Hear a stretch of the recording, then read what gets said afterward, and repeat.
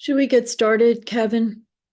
I know I don't think Craig is here, but he'll join when he can. Okay, welcome everyone. If this is your first time joining us virtually, you will notice that you are currently muted and everyone will remain muted throughout the meeting, except for the committee co-chairs, Alita and Craig. As we move through the agenda, the co-chairs will call on members of the public wishing to speak. You can participate by going to the reactions icon on your device and pressing the raise hand button, not the wave or thumbs up, as those will disappear. Only press it once. If you press it a second time, your hand will go back down. If you are calling on the phone, it is *9 to raise hand and *6 to unmute. Be on the lookout for a prompt asking you to confirm unmuting once the co-chairs call on you. The chat is available for technical support only to help with Zoom software problems, not to ask questions of the co-chairs. They will not see the chats. If you're using an older version of Zoom, you need to go to the participants section where you will find the raise hand feature there. Please do not raise your actual hand or wave at the screen because we may not be able to see you. Chat me, I'm here for support. Thank you. Hi, I'm Alita Camp. I'm co-chair of this Community Board 8 Manhattan Congestion Pricing Task Force. I see that, I don't know what is happening to my screen. I see that Craig has joined. I think I'm a co-chair with Craig later, who is also here. I think Craig, I'd like to start if we can, just with the links to the site to post comments, just so that we get that out of the way, because Craig will Yeah, address the what's happened with the Transit Mobility Review Board and the MTA and all of the various different tolls, the structure and the system and the timing and the types of vehicles and the locations. But in the meantime, the public comment period is opened. So if we could start with that, and there are some links, and one of the things that's important to note is that there is a form to submit comments, which are limited to 2,500 characters and go in a box. But there is also the opportunity, the box is on the form, there's also the opportunity to speak at a public hearing, to sign up a week in advance, or to submit comments by email and by fax. And those, I presume, can be of any length. Public speaking testimony will be limited, according to the MTA, to 2 minutes. So at this point, I'll turn it over to Craig, and thank you everyone for being here. It's an important meeting because the recommendations just came out and it's the start of the public comment period.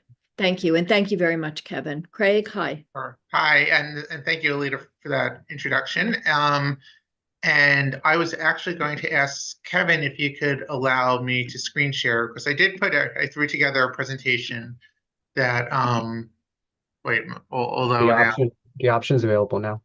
okay, thank you. Give me a second, plus, While Craig is doing that, it's a little confusing because there are several different websites that provide an opportunity to make comments or to send comments or to provide instructions. They're all lingering someplace on the MTA website or somewhere in New York City, but because there seem to be so many of them, you just need to find the one that does what you want it to do. And if you do want to speak in person, it's important to note it on your calendar that it will be a week before the hearings that take place, I think, between January 29th and March 11th, is it? Anyway, back to you, Craig. yes, I apologize. My Adobe Acrobat crashed where, because as I was just saying, I threw together a presentation and I was going to share my screen, and I have a lot of this information in here, and that will hopefully provide further context. But again, seem to be having an issue. So Kevin, since I did just send this to you, would you mind just Yeah, putting up the what I had sent, and I'll just do it, and you'll just move the pages along? yeah, definitely. And if you can send me the specific links that you want me to drop in the chat, because I saw there were a lot of links before in your email. Okay, give me 1 second. I'll send you also, Kevin, an email with what I found to be the clearest link in terms of instructions, and clarity. Okay, does everyone see my screen? Yes, we do. Okay. Okay. I'm just trying one more time to see if I can But do it here. before we go into the substance, though, is it possible, Kevin, to share or to screen share the page with the information about how to submit comments? It was something that I think Valerie had sent earlier. I'm just checking. Sure, give And me 1 second. Will was included on that, but I'm going to forward it to you right now. And this way everyone has it and it will be there and accessible to people when we get more into the substance of all of this. I just sent it to you. Oh, Craig has his. I was going to say I have finally have succeeded. All right, so as you do that, let me just move right into this. So sorry. Okay, page down. Here we go. Okay, so as Alita was alluding to, as of December 27th, we are now in the public comment period. So this is all under the auspices of the New York State Administrative Procedures Act, otherwise known as SAPA, which requires there to be a 60-day review period. So MTA is providing a 76-day period, and as Alita alluded to, it expires as of March 24th. And in that time frame, there are going to be 4 public hearings.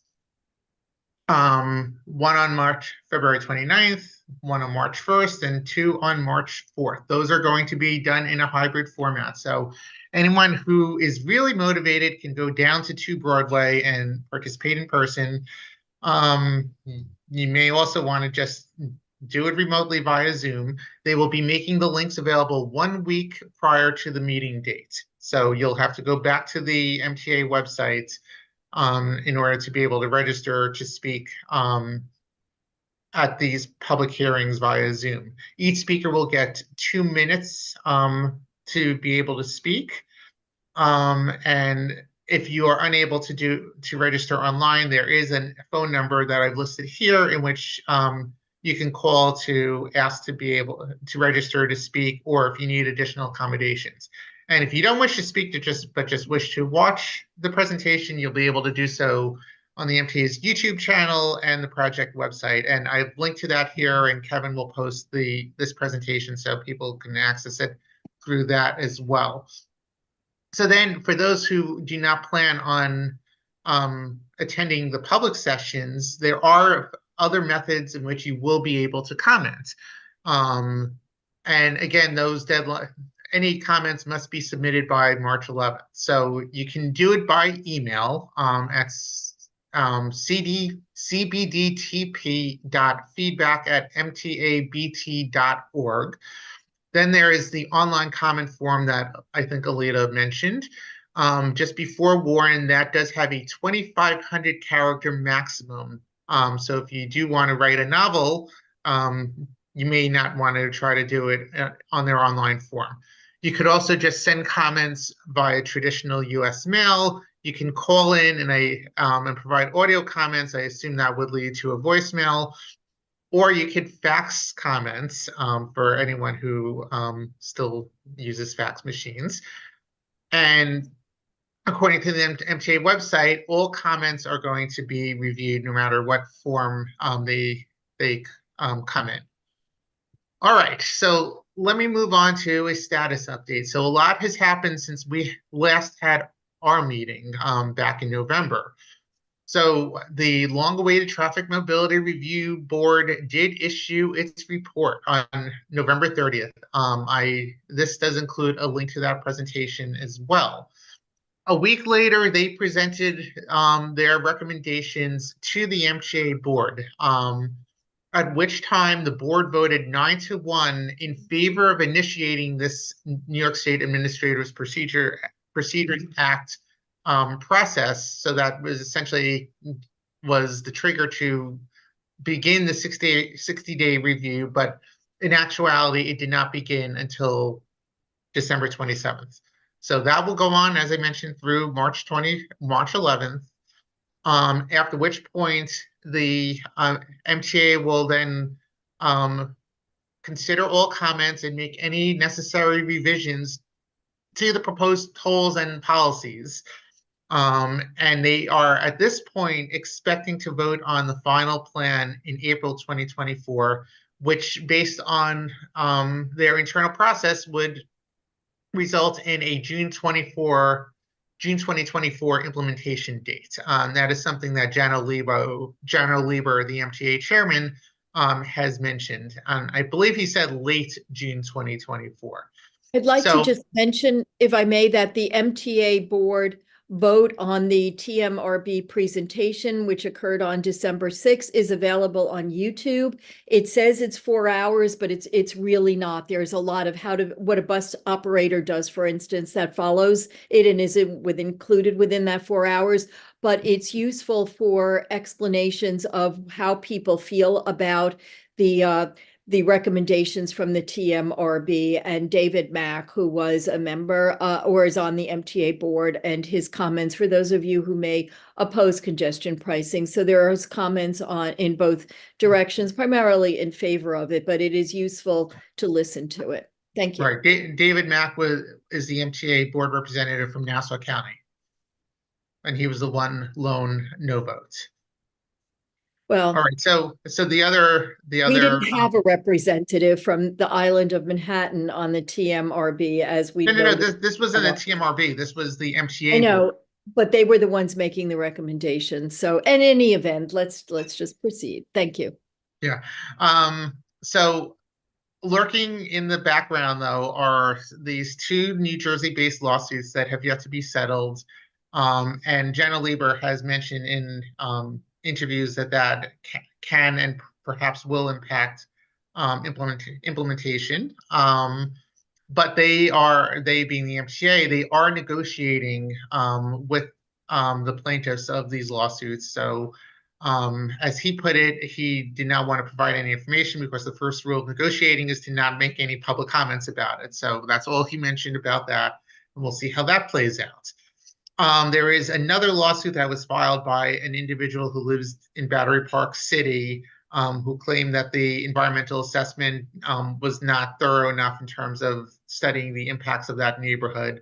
That is considered, from what I've been reading, a long shot lawsuit, but who knows? So that's where we stand right now. So let me just walk everyone through briefly the Traffic Mobility Review Board recommendations. So let me just start, and I'm going to go through this relatively quickly. In the front of the report, they talked about, they categorized all these different relevant considerations, and you can see this list here. Many of these things we've talked about many times in the past, so none of this should be surprising. So I'll just move on from that. And that led to their recommendations and what they are calling the 5 key priorities. So this is really the framework for what they recommended, which was to keep the rates as low as possible. And as you'll recall, we've talked about this many times, the legislation requires that the MTA raise $1 billion a year to be able to bond, for bonding purposes, to be able to generate the $15 billion that will support the MTA's capital program. So they have to, it was they described it as, the TMRB, as a Rubik's Cube in order to come up with an equation that would keep the toll rates as low as possible, but they had to meet the revenue goals of the program. And then 2, they want to avoid any traffic diversions to communities that are burdened by air pollution and asthma and such diseases. So they weren't looking to change travel patterns outside of the reduction in travel to the central business district. And at the same time, though, they're giving a lot of money to Congressmember Richie Torres's community in the South Bronx, because there is an understanding that traffic on the Cross Bronx will be increased. There were recommendations a long time ago to, and I don't know what's happened, to have double tolling on the Verrazano Bridge because there's an acknowledgement that truck traffic primarily goes through Manhattan in order to avoid paying the toll on the Verrazano Bridge. And people in Chinatown are rather agitated about a recognition that there will be increased air pollution in their community, which is an environmental justice community, but that it has not officially been dealt with in the sense that it will be there, but there's no mitigation of it from what I understand. Yeah, I'm not sure about Chinatown because Chinatown, based on recommendations, they may benefit from this, but we'll get to that in a minute. Not that I've done a lot of analysis of Chinatown, but there were some policies that were recommended that were meant to reduce the impacts of those who are living within the congestion zone. All right, so third, they want to keep the toll affordable for low-income drivers and those drivers, the low-income drivers specifically who don't have a choice but to drive to work. And in order to make this equation work, they really sought to limit the number of credits, discounts, exemptions, offsets, and such, because their philosophy, number 5, was really to keep it simple. Based off of lessons that they learned elsewhere, they believe that if it gets too complicated, it's going to be much more problematic. So they try to really keep it as simple as possible. So in terms of general policies that they recommended, this is the TMRB. The peak periods are going to be from 5 a.m. to 9 p.m. on weekdays and 9 a.m. to 9 p.m. on weekends. And they are only going to be assessing tolls for vehicles that enter the central business district, not when exiting. And that is a change from the original approach that was studied in the environmental assessments. And they will also be limiting the tolls to once per day for passenger vehicles that are entering the central business district. However, trucks and other large vehicles will be tolled initially multiple times a day if they were to go in and out of the zone. So that is something that they are going to be analyzing as the program initiates and they see what the impacts of that are. I'd like to just add also that there will be per passenger tolls. Yeah, I'm gonna get there. Okay, but that was based on a calculation also of how many times taxis and FHVs go into and out of the zone. But I'll wait till you get there and we could talk about it then. Yeah. So in terms of toll rates, the recommendation was a $15 base toll during peak periods, and the off-peak tolls would be discounted by 75%. So for passenger vehicles, that would amount to $3.75 for those entering after 9 p.m. 7 days a week, and up until 5 a.m. weekdays and 9 a.m. on weekends. Motorcycles are going to have a 50% lower rate than passenger vehicles, so they will be charged $7.50 a day. And they'll also have an off-peak discount as well. Trucks will be tolled based on the size of the truck. So smaller box trucks will be charged $24 a trip. Large trucks will be charged $36 a trip. And again, they will be they are slated to be tolled multiple times per day if they go in and out of the zone. So as Alita started mentioning, for those who are passengers in taxis and for-hire vehicles, the TMRB essentially decided that they were going to exempt the vehicles themselves because they were not looking to penalize the drivers of these vehicles for doing their work. So they have decided on passing those fees along to passengers. So if you are a passenger of a New York City TLC, yellow taxi, or green taxi, or a black cab, you will be your trip will have an additional $1.25 surcharge, and that is on top of the surcharges that already exist, and that is for each trip that includes travel within the central business district. If you're using a for-hire vehicle such as an Uber or a Lyft, that will be a $2.50 cent charge per ride, not per passenger, but per ride. So that that is what they are proposing there. I was actually personally surprised that it was especially for taxis, as low as it was. There are some who are saying that taxis should be entirely exempt. That's a potential discussion point, but that's Well, just an aside. those were some of the comments made at the MTA hearing that I referred to. Also, I'd like to note that the companies Uber and Lyft in particular will not be charged anything, although from certain articles I've read and certain studies that were done a long time ago, the numbers of Ubers and Lyfts have increased by many, many percentage points, and they will be reaping huge benefits from this, but yet will not be paying any tolls themselves. And one of the reasons why that will not even be an option is because many drivers can switch between Uber and Lyft, and there is no mechanism for a driver to be able to tie their trips and their activity to a specific employer or company, if you will, Uber or Lyft. So that is actually described in the TMRB reports, if you're interested. Well, that may be, but I just don't buy it, because the money that they're making is going to Uber or Lyft. So there are opportunities. They pay taxes. There are ways of figuring it out. The income of those companies and the congestion that they cause in the zone once people maybe stop driving is just something I think to be considered. I don't know. I personally don't like it, but that's just me as a person and not me on this committee. So let's just move on. I'm just trying to report the facts of what was in the report here. Well, they're not quite facts as much as they are preferences, but let's just move on. All right then. Where was I?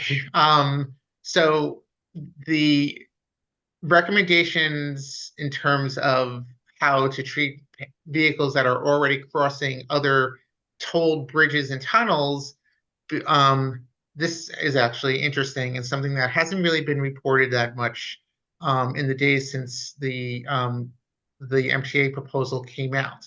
So the Traffic Mobility Review Board recommended a $5 credit for any passenger vehicle entering the congestion zone via the Queens Midtown Tunnel, Lincoln Tunnel, Holland Tunnel, and QL Cary Brooklyn Battery Tunnel.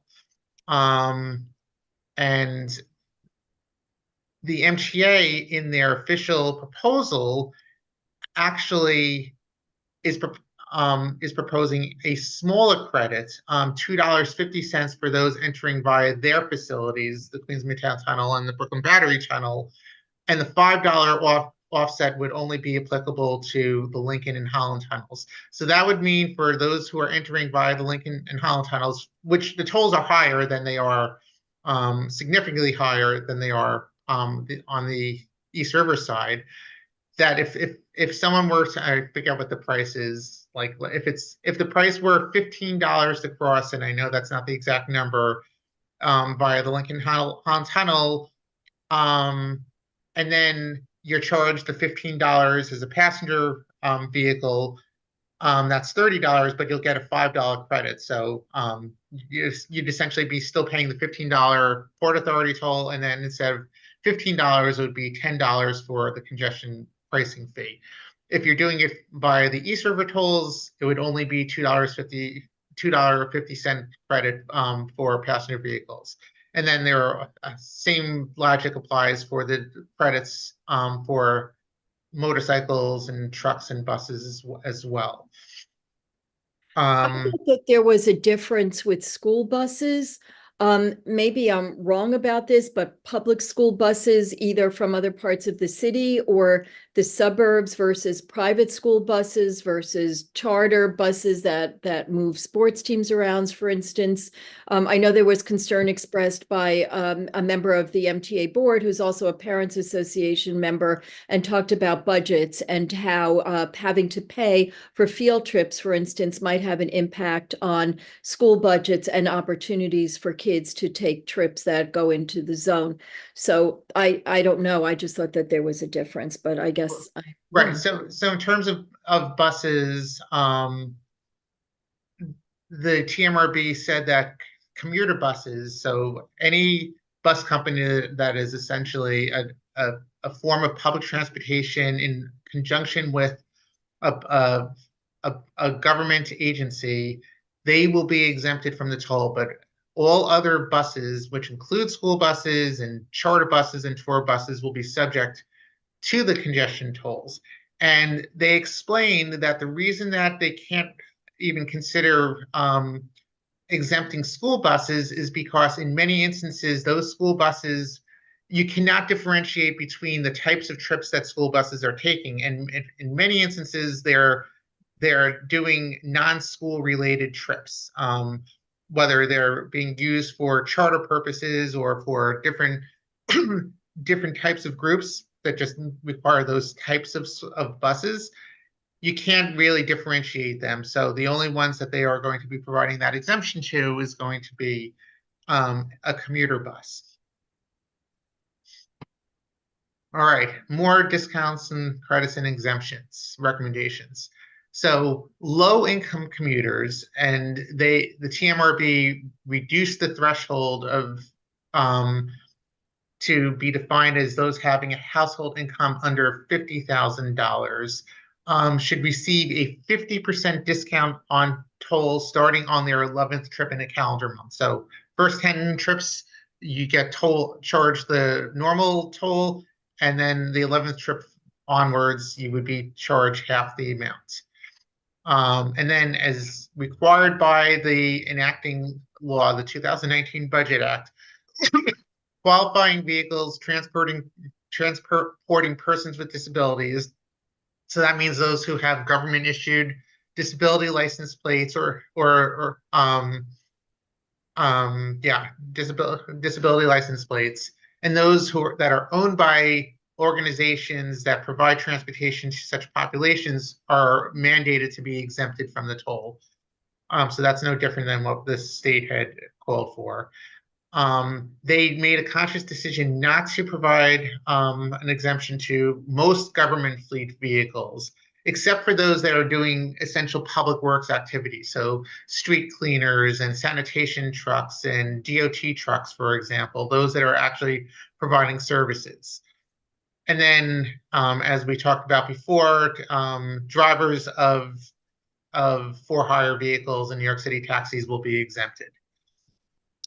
And then the report goes on to talk about all of the groups that, or the major categories of groups in which exemptions were considered but were rejected. So that includes public sector employees and private sector employees who must drive, with the reasoning being that employers may wish to reimburse at their discretion if they so choose to. But it shouldn't be it shouldn't be a mandate of the tolling structure.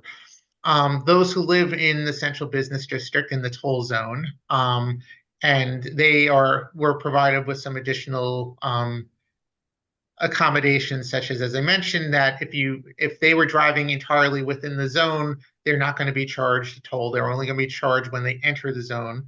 And the tier. That was a major accommodation there. Utility companies, because they can't differentiate between public and private sector clients. And although if the governor were to issue an emergency directive, if there is a situation of weather events or a blackout, whatnot, that the governor would be able to allow for those exemptions to be put into place, at least temporarily. Individuals with medical appointments, decided against doing that. They did allude to the fact that there are certain programs that are already in place for free and reduced cost medical transportation for some populations. Electric vehicles will not be exempt, with the reasoning for that being that they from an air quality standpoint, yes, they are cleaner, but from a congestion standpoint, they contribute just as much as other vehicles.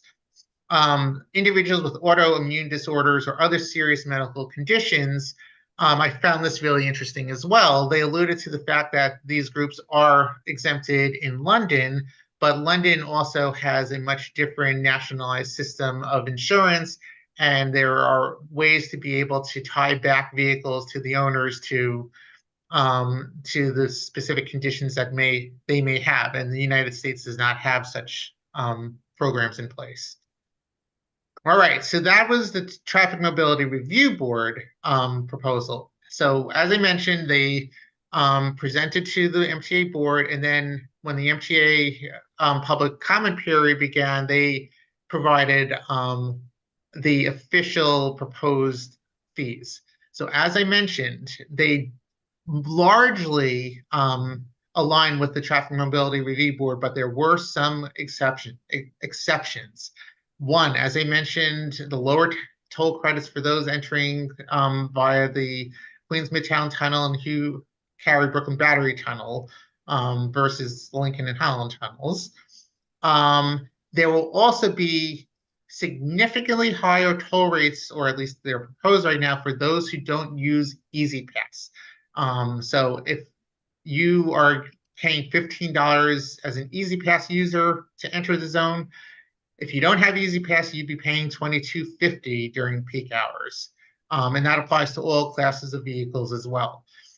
As a footnote to the proposed pricing structure from the MTA, it says that the TBTA, Tribal Bridge and Tunnel Authority, reserves the right to charge 25% higher rates during gridlock alert days. So this year there were 19 such days, the week of the UN General Assembly, and then many days beginning in mid-November through mid-December in conjunction with the holiday period. So that is not necessarily happening, but they reserve the right to do that. So if I could just interrupt for a second, gridlock alert days often happen, I think, as you just mentioned, during the UN, when the UN meets. Early on in discussing in the 2000s, the idea of congestion pricing, I think it came up that under federal law, they can't charge for people with international plates or working for certain international organizations. So I think there's a general consensus that a lot of consulate plates, for instance, don't pay parking tickets and that kind of thing. Do you know what the situation is with those guys and this tolling? Are they automatically exempt? Will they have to pay? Will consulate or other types of diplomatic plates give them immunity? What about if they are diplomats from an embassy in Washington? What happens with those guys? And also I had a question that maybe you know about people with disabilities that are acute rather than chronic, such as a broken limb or something that an illness that requires trips to the hospital but is not long-term enough to get some kind of state placard. Is that are those people getting any kind of discount or any kind of benefit for those illnesses? So I know they're separated on pages on your presentation. I see Erica saying, no, there's no exemption or other benefit for people with acute illnesses, but I couldn't tell. I don't even think it came up during the MTA hearing, but I'm curious about the international plates and consular immunity, if there is. Right. So a good question about the UN and diplomatic immunity. I do not know the answer to that, but we can try to figure out who to ask. And then in terms of those who have temporary disabilities, the answer is no. And I believe that may also fall under the category of there is no real way to be able to monitor that, and if a vehicle is and why if you're going to have an exemption, you need an actual disability license plate, because that's the only way to be, or an easy pass that is registered to a vehicle that is associated with a car with a disability license plate, because that's the only way that they would be able to track that. I believe that's the case. Do you know All how right. long it takes to get one of those license plates? No, I'm assuming someone on this call may. A long time looking at Erica. So, yeah. Right. And then finally, the last thing that I'll just add here in terms of the MTA proposal is the environmental assessment talked about what they call an adaptive management approach to mitigating project effects. So what that means is that they are providing the ability later on to have a variable percentage increase or decrease of up to 10% for up to 1 year after project implementation of the toll rates. So the first year will be set, and then after 1 year, the MTA will have the ability to increase or decrease the rates up to 10%. And But then let me stop you on that, because I have a question. It seems in London they started at £5 and are somewhere hovering between 15 and 20 pounds per trip now. That's a huge increase in the time that they've had it. Are there any limitations on the MTA's ability to just raise rates or extend the zone further north or east or west, for that matter? Well, not west, but east, if they wanted to? Do we have any kind of collective comfort in knowing that they're not going to be able to just raise rates willy-nilly, which I'm sure they wouldn't say willy-nilly, but as they see fit over some period of time? How is that going to be guaranteed? I don't know for sure about toll rates. I would imagine that they would fall under the same procedures as any other MTA tolls. But I would have to go back to the legislation to see if there's any language there. In terms of the toll zone, right now the toll zone is law, and that law is 60th Street, inclusive of 60th Street and below. So my understanding is that the state would have to change the law in order to expand the zone. Well, when the MTA wants to raise train fares, for instance, it asks for permission, but it doesn't have this series, or does it, of public comment periods. Are we guaranteed that if they do want to raise toll rates, that there will be anything like what they're attempting to do now, with actual hearings and opportunities for the parties, for the public to respond, and they're having to justify what they're doing publicly? Whenever the MTA raises fares, they are required and do have public hearings and a public comment period.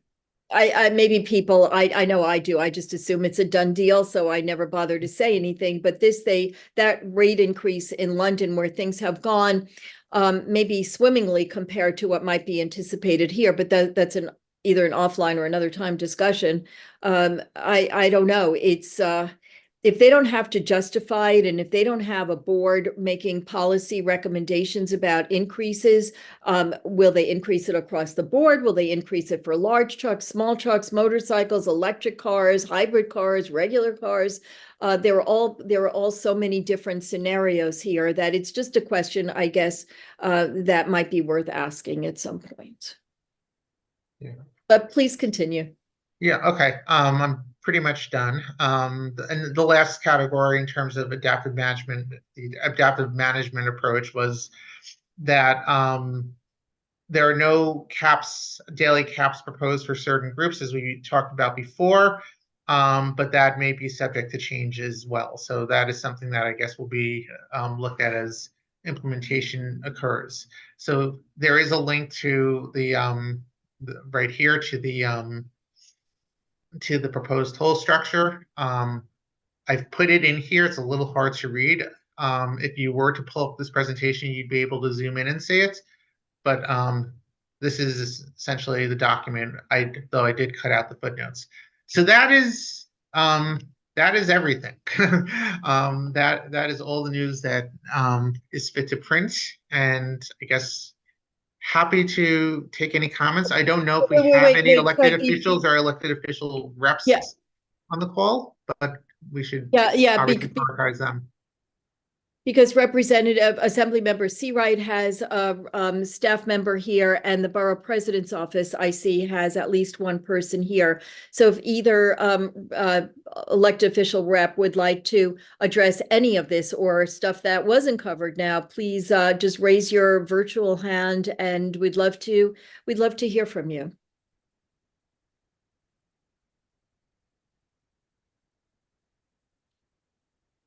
I think why don't we just we'll go to Jesse Lang from Mark Levine's office first, and then Harley Needlitz, if I'm pronouncing that correctly, from Assemblymember Seawright, if we could do that. Hi, sure. Thank you so much. I don't have much to add. I think that was covered really quite comprehensively. So great overview of the TMRB recommendations.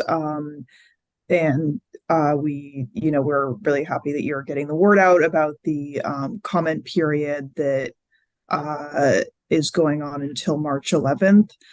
You all may know that Borough President Levine has been a longstanding supporter of congestion pricing, so we are looking forward to this and want to make sure that it is done right. And I am just mostly joining to meet you. This group, this is my first time on a meeting with this group, but I joined the office last fall. I'm the transportation and housing policy analyst, and I will also share my contact information. I can drop that in the chat, and maybe Kevin or somebody can share it in the general chat. So if there's any questions or you need to speak to our office, you're more than welcome to reach out to me directly, and I can get you where you need to go.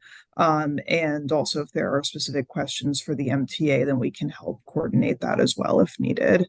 But thank you for inviting us, and yeah, happy to be here. Consider it an open invitation for all of our task force meetings. We're very happy to have any elected officials or their reps here. And it's nice to meet you, Jesse. Welcome to Mark Levine's office, and welcome to our meetings. Thank you. Harley? Yes, thank you, Leah. Thank you, Craig. I do have a statement from Assemblymember Seawright that I'd like to read. So thank you both again, and to all the task force members for convening tonight's meeting, and to all the members of the public who joined this call. Since Traffic Mobility Review Board deliberations began, I have urged the adoption of common sense discounts, exemptions, and carve-outs for populations that would be unduly burdened by the proposed $15 fee. My fellow Manhattan elected officials and I expressed our concerns in a letter to the governor, and I supported CB8's resolution urging for Manhattan representation on the TMRB. While the TMRB's recommendations do fall short of our urgings, some key priorities have been adopted, including, as you mentioned, toll exemptions for vehicles licensed to transport people with disabilities as required by law, and a discount for low-income vehicle owners who must drive to work, which has been elevated from the initial recommendation of 25% to 50%. Now, the mandated revenue, as I believe Craig, Lita, you mentioned, a good portion of it does need to go to capital improvement projects for the MTA. We like to note that this part of this revenue would go to make 67 subway stations ADA accessible, and we'll expect the agency to carry out its plan. However, I urge the TBTA to still consider exemptions for public sector employees, individuals with medical appointments, and people with serious medical conditions who were left out. For delivery trucks and commuters, the toll is simply the cost of doing business. But for Manhattan residents, it is a detrimental fee for their everyday routine. Therefore, I will work to strengthen and raise awareness for existing programs, such as the Access-a-Ride paratransit service and medical transportation reimbursement for Medicaid and Medicare Advantage recipients. There's certainly much to be considered surrounding the congestion pricing proposal. As I'm sure you're all aware, constituents have expressed frustration that the needs of people living across our city, also on the Upper East Side, Yorkville, and Roosevelt Island, are being ignored. People will certainly disagree on the TMRB's recommendations, even if we can all agree on the need to reduce congestion, decrease pollution, and fund vital capital projects. That's why we will keep expressing our reservations and our community's needs to the MTA, so that the Triborough Bridge and Tunnel Authority can finalize the best possible solution for all New Yorkers. Thank you so much. And please thank Assemblymember Seawright as well. We know she's a staunch defender and advocate for the rights of the disabled. And it may be the opinion of some that they have fallen woefully short in terms of providing assistance in terms of discounts or exemptions for those who have short-term illnesses or other types of disabilities. So thank you so much, Harley. Jesse, I don't know if you're intending to stick around, but I appreciate your offer to bring questions to the MTA, because I have some financial questions that, to my knowledge, have not yet been answered, but I'll wait until the end of everyone's comments and to see whether there are any resolutions. So should we go, Craig, at this point to first the public and then the board? Yes, and I do just want to mention that Senator Liz Krueger was hoping to attend, but she was in Albany and is driving home as we speak, and apologizes for not being able to attend. And her staff members as well had other commitments. So she also indicated that in her newsletter she discusses in great detail her opinions on congestion pricing and the traffic mobility review report, and urges everyone to read her newsletter. And also to submit comments. She does encourage Yes. everyone, whether pro or con, to submit comments to the MTA in the course of the public hearings. So having said all of that, and appreciate you're so good with data, Craig, that the effort that you took to put the presentation together. It's certainly a lot of stuff. So let's go to the using informal language. Let's go to the public. We'll go to Erica, Leah, Michael Murray, and Bill Ruskin. Thanks. And Craig, that I know how much it takes to put that stuff together. So I just want to make a few clarifications. So John Samuelson, who was on the TMRB, who is currently the TW International President, Transit Workers Union President, he was on the TMRB, or I always get this one backwards. No, that's right. You're right. Transit Mobility Review Board, TMRB. And actually, when the report was finalized, he refused to put his name on it and resigned from the board because it flew in the face of all of the transit mobility workers. So, and they're a huge union. So they're going to run into, elected officials are going to run into huge problems in the next elections because of this, because of all of the people that have to commute into the city for their jobs who are transit union workers. So that's one, in case people haven't read about that yet. So he actually, the day that the report was released, he spoke to the media and had refused to put his name on the final report and the recommendations. So that's very telling. And then the other thing is, in terms of taxis versus like Ubers and stuff, the for hire vehicles like Uber and Lyft and Revel people will be paying $250 a ride, but taxis are $150. So that was omitted from the presentation. There's a separate fee for hire versus the taxis. Right. No, I talked about that. It's $250 for Ubers and Lyfts, $1.25 for taxis. Sorry, $1.25. Yeah, I didn't see that when you had that up, but I probably just missed it. The other thing is, first of all, Liz, I spoke with Liz one-on-one in November. I had a meeting with her, and she has always supported it. And then I had a one-on-one meeting with Rebecca a few weeks later, and she didn't know that Liz fully supported it. But frankly, they all support it. They all came out in advance and supported it. And only on the back end, when the infrastructure started going up, did they write letters to say that they supported all of these exemptions, knowing full well that they were never going to become exemptions and that this was going to move forward. So Liz, Jerry, Rebecca, Alex, everyone signed on to these letters or wrote letters themselves, knowing that there were not going to be these exemptions. So I live with MS. This is going to cause trouble for me and my community. I'm currently considering signing on to a class action lawsuit as a plaintiff, because while it turns out that the impact to me is not going to be as great as I originally thought, it's going to be huge for people that live outside of Manhattan that need to come to the MS centers here in the city from the outer boroughs, because they all have their MS centers and other neurological and cancer centers here in Manhattan. So I'm considering doing that personally.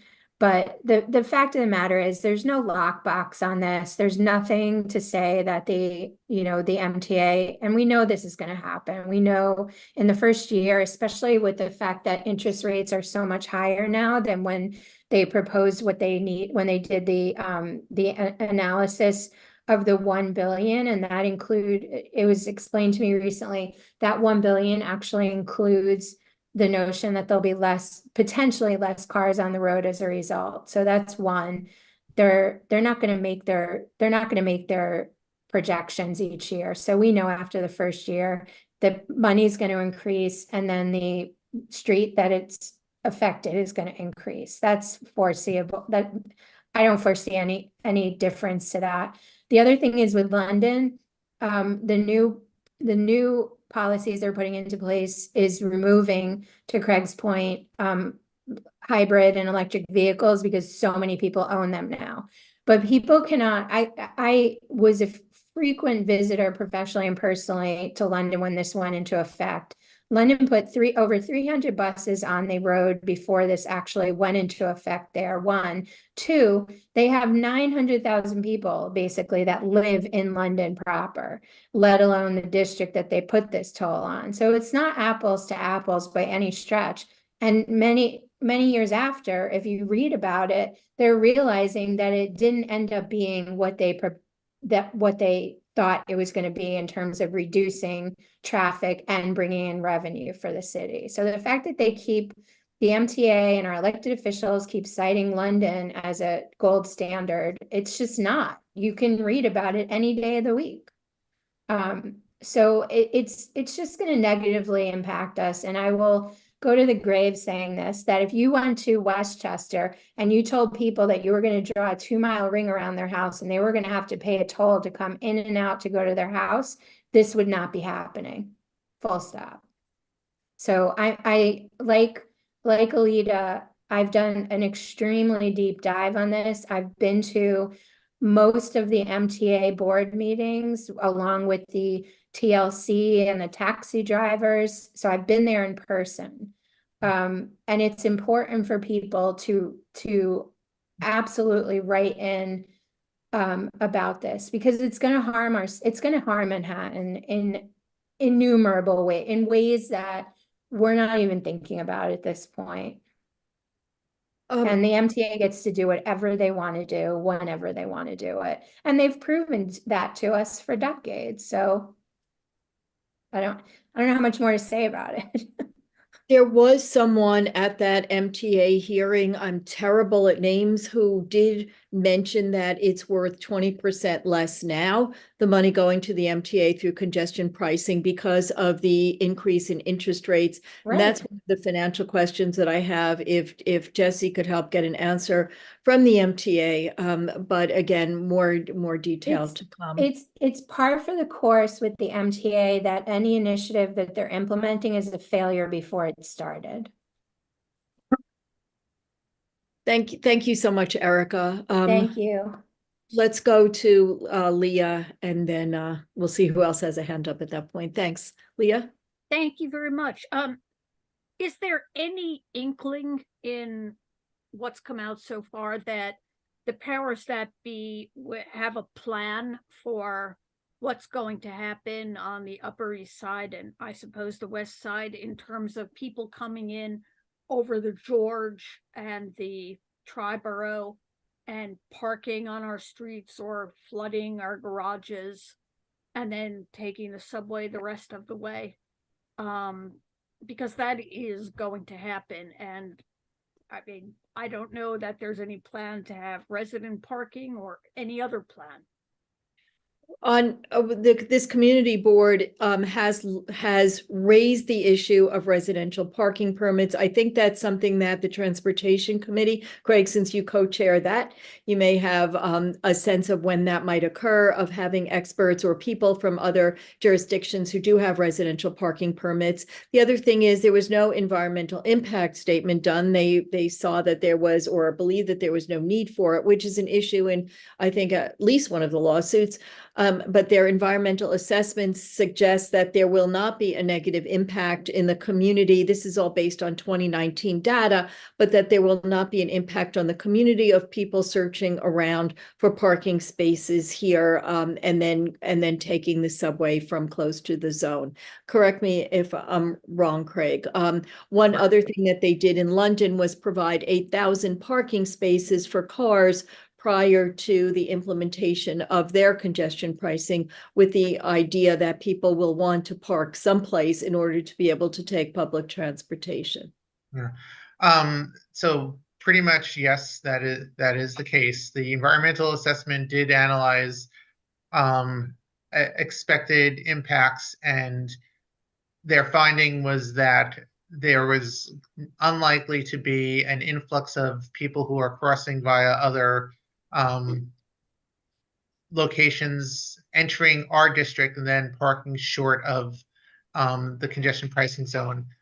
They talked about it being what they call the rational behavior model, meaning that unless you were going to be walking over to literally right across the street, you were going to be spending more time and perhaps just as much money, perhaps, or it wouldn't be worth the money to try to park short to add all this additional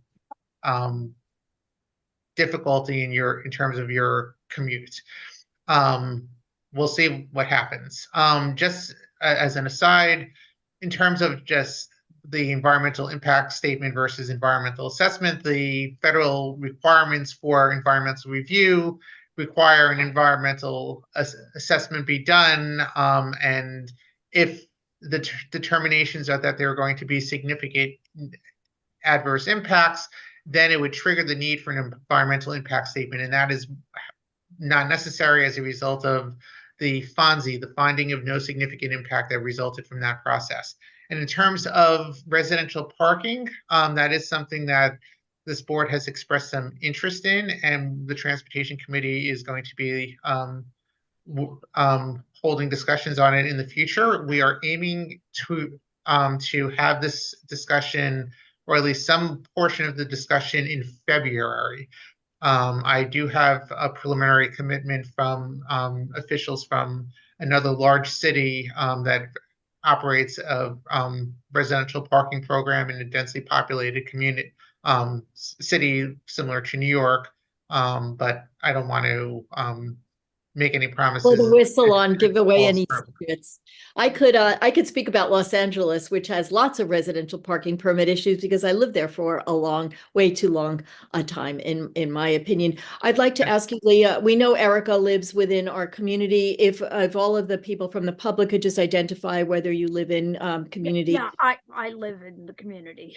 Okay, thank you. And I just, in terms of the environmental issues, I just would like to hark back to the blood center, where they said, despite wanting to put in, I don't know, a 30-something story building on a block zone for 75 feet with all kinds of labs and all kinds of deliveries and all kinds of storage of materials that need special protection in disposing of it, that the only environmental issues were traffic during the construction period and potential shadows, that none of the other issues that the community felt were environmental negatives were there. So I personally have a little bit of issue with the environmental assessment, just because it found nothing with there actually being nothing. And again, I do think that that's an issue for some people in the lawsuit, that there wasn't enough attention paid to potential negative environmental impacts. We could also look at the Henry Hudson Bridge, which, when they told it, people fled to the free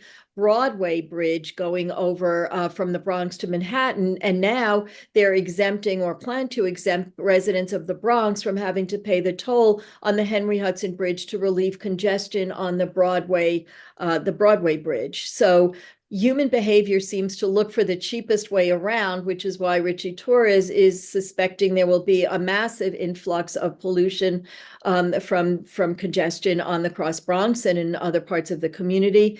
So I don't know what to say about that. I know I differ from some people, but thank you so much for your comments, Leah. We'll just go straight to Michael Murray and then Bill Roskin. And Michael, if you could just say whether you live in the district, please. Yes. Thank you for the opportunity. I actually live in Community Board 6, but I have an intense and abiding interest in congestion pricing. I just have 3 quick questions. I'm not going to pontificate. I'll make good use of your time. First, I wondered if there were any studies of the economic impact of congestion pricing, given that it's going to raise the cost of living for everybody who lives in the zone, because virtually everything we buy has to be trucked in. And it's also going to probably cut the revenue for a lot of businesses in the zone, to the extent that folks from outside the zone travel into the city less often because of the costs. So there'd be less demand for restaurants and other sorts of services. My second question has to do with whether there was any discussion of having the off-peak hours start earlier than 9 o'clock. It seems like 9 o'clock in the evening is way too late to be thinking of people driving into the zone and still being peak. It feels like 6, 7, or 8 would certainly be more fair. And I guess lastly, is there anything that obliges the MTA to do anything more than say thank you very much when we submit comments? Do they even really have to pay attention to them or address them in any way, shape, or form? Or do they just give us a nice little pat on the back for contributing and then go ahead and do whatever they want? I actually think they have limited their obligation to even say thank you based on, I think it's a statement on one of their forms that they will not issue a response or acknowledgement, or maybe they still will. I don't know. In terms of financial impact, Craig, maybe you know whether there's been a study, but there was a newsletter from a New Jersey congressman. I think he's working closely. It's an across the aisle with a I don't know if he's I forget whether he's Republican or Democrat, but with someone from the opposing party, about the economic impact of congestion pricing and concern that people will not be coming into the city. I know anecdotally someone told me that they were setting up a meeting and the person said, if there's congestion pricing, I'm not coming in, we'll do it by Zoom. There's a restaurant that was part of this newsletter from the Congress member of New Jersey who talked about in the East Village fears that people will not be going to the restaurant. Someone from CB3 Chinatown came to our last meeting and spoke about concerns in Chinatown that people will not be going down to Chinatown, and they see it as the death of the area. Maybe a slight exaggeration there, but there's a lot of concern about loss of business from this. But I don't know whether there's actually been a study. And the Chamber of Commerce has also come out and opposed congestion pricing because of their perception from their members that there will be a detrimental impact on them from congestion pricing. So I know it's a balance, it's a give and take of benefits to the MTA and therefore to members of the community, to people who ride the trains, to real estate interests, commercial property, industrial property in particular, and yet there is a cost to a lot of smaller businesses and residents of New York City and its suburbs. The environmental assessment did have an entire section on economic conditions. They also talked about the impact of congestion pricing on the cost of goods for environmental justice communities. So it is definitely touched upon there. I don't know if it's the full extent that you were asking, but take a look at the environmental assessment. You'll be able to find some information. And in terms of the off-peak hours, it's simple. In fact, during the Traffic Mobility Review Board's presentation to the MTA board, they showed a graphic that had the amount of traffic per hour, and it really is a sharp cutoff in the 9 o'clock hour in terms of the amount of vehicles that are coming into the congestion zone.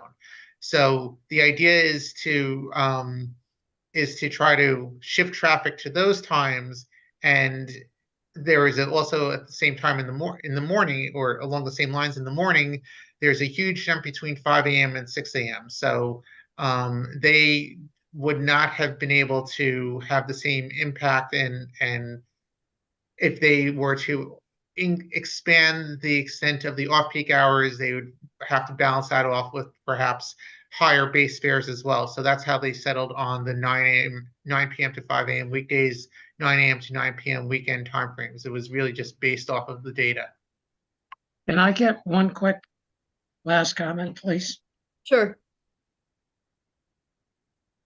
Yes, go In ahead. the evening, people coming into the zone are residents of the zone who are returning from whatever it was that took them out of the zone.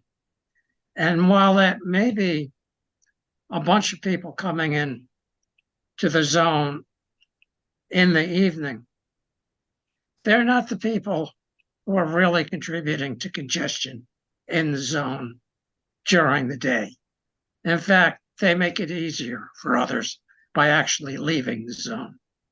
So maybe that's what the data shows, and maybe that's what it shows in relative terms. But in terms of absolute numbers, it's got to be smaller. And quite frankly, it's bass-ackwards to charge people for coming back. There was another piece of this also. So this was extensively discussed during the various Traffic Mobility Review Board meetings, and that is the impacts on shift workers. Those who are working, especially between 10 p.m. and 6 a.m. or overnight hours, midnight, the graveyard shift, as they call it. And the idea is that those are the workers that most likely need to drive to work because of much more limited public transportation options during those times. And they are the ones who would be bearing the burden if they were paying the full toll. So they accommodated this population specifically by starting at 9 o'clock. So those who are starting their shifts at, say, 10 p.m. would be able to pay the discounted rate.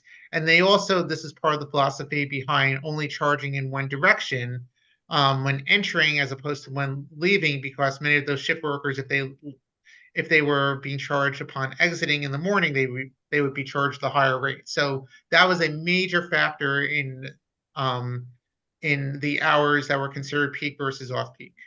Well, that might be, but it doesn't address my concern. And the simple fact is that people who live in the zone are having their right to travel severely restricted. People who live outside the zone don't necessarily have to drive into the zone if they don't want to. All right. But for those of us who live in the zone and need to get anywhere off the island of Manhattan, this is an attack on our freedom. So, yes, the Transit Mobility Review Board, and yes, the MTA came up with a report with a fancy rationale that says 9 o'clock and this and that and the other thing. But they twist themselves into pretzels in order to rationalize this nonsense. And thank you very much. I'm done. My understanding is that some of the city elected officials are fighting for exemptions, for a total exemption for people within the zone. So I don't know where that stands, but I believe the officials on the east side are trying to do that for people who live in their district south of 60th Street. But I could be wrong about that. Thank you very much, Michael, and thank you for attending the meeting. Bill Roskin?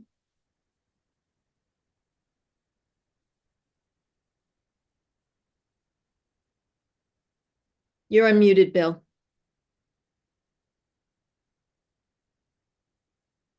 You could start speaking.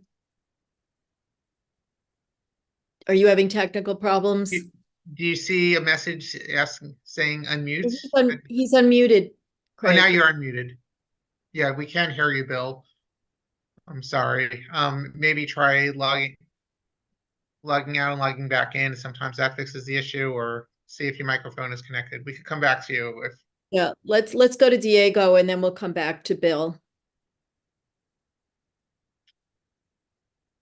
Thanks for your Can you hear patience. me? Yes. Yes, and please just tell us where you live, roughly. Yeah, 95th and 2nd, so I'm part of the community board. Thank you. I'm in favor of congestion pricing, and I think it's actually, I hope they would have done it earlier. I have one technical question. What about the Queensboro Bridge? So there's a lot of traffic in my area, people coming 2nd Avenue to take the bridge to avoid paying the Triborough Bridge. That's one question. Are they going to pay the congestion pricing because that will alleviate the traffic on 2nd Avenue? There will be, there's no way to get on the bridge without going into the zone. So there will be a toll imposed on anyone traveling down 2nd Avenue to use the Queensboro Bridge. Coming into Manhattan from Queens, there will be a toll for every exit except the one that leads onto the FDR Drive because that's not tolled. So northbound, if you're going directly out of the zone, off the bridge, out of the zone, you won't be tolled, but going onto the bridge to get out of Manhattan, you will be. There's no way to do it. But that also means that if you're driving on the upper level roadway coming back to our community district, as long as you don't go south of 61st Street, you won't be tolled. So right, and if you come from the FDR to take the Queensboro Bridge, you will also pay a toll. Right. So if you are looking to go to Queens, free of charge. You will hit it. You will hit the boundary between 60th and 61st Streets, and I have not seen any indication that they are going to not toll anyone who crosses that boundary, even if you're entering the bridge. There will not be a freeway to get to Queens from Manhattan. But if you are coming back from Queens, you can come back via the upper level roadway, which filters out to north of, it empties out, as you probably know, at 62nd and 63rd Streets. And you will not be charged upon entering because you're not entering the zone unless you were to then go south on York or 2nd Avenue or so on and so forth. Okay, that's good. Great.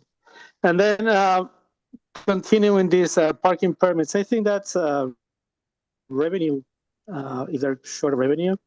I mean, these parking permits can be rented or can be $10, $100 a month or something like that. If they need a revenue, I think it's very important. And I think, I know people now that park in our area because parking spaces are cheaper. And then they take the subway downtown. So it's just going to happen more when congestion pricing happens because the difference is going to be even higher. That's all my comments. Thank you. Thank you. We could go back to Bill and see if that works now. Bill, you're unmuted. Yeah, unfortunately, it seems like. Bill, you can try calling in and using your phone as your microphone. We'll come back to you. Let's go to VSM. Could you identify yourself and also where you live, please?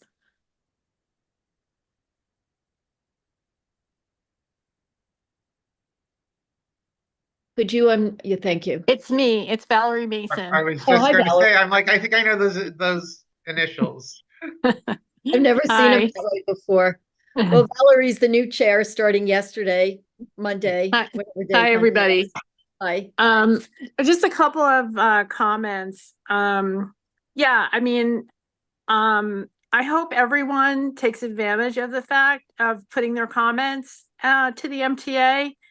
And I think we are, broadcasting in various ways how you can get those comments in. I think first of all, I commend Craig for the incredible job he's doing in distilling the tolling. There are still a lot of elected officials who don't understand what the tolling is, but CB8 has done a great job in keeping ahead of what's happening, on top of what's happening, and just urge everyone to have their voices heard by the MTA, even if they don't read them and they put them in piles for or against. At least you have gone on record. Two things I want to say. I mean, there are several lawsuits out there right now challenging the pricing scheme. I think the most notable elected who has come out against this is the actual architect of this plan, our former governor, Andrew Cuomo, who has reevaluated why he did this in conjunction with Andy Byford telling him they needed $50 billion to make massive repairs. Since then, things have changed dramatically. And I think while people are very like-minded in wanting to fight congestion and climate change, this proposal was never envisioned by the people who passed this legislation. They had absolutely no idea when it was passed in 2019 what it was going to look like until literally 5 weeks ago. I just want to point out that David Mack, who's been a member sitting on the board of the MTA for many, many years, was the only member of the board who voted against this. And he said it would be the death of Manhattan below 60th Street. And this is a man who's voted for almost every other MTA proposal. Another MTA board member indicated that since this proposal was passed, the value of congestion pricing has decreased already by 20% in terms of what it would add to the pot. No projects have been specifically assigned to what this revenue is supposed to, what capital projects this is supposed to take care of. None have been identified to the proceeds.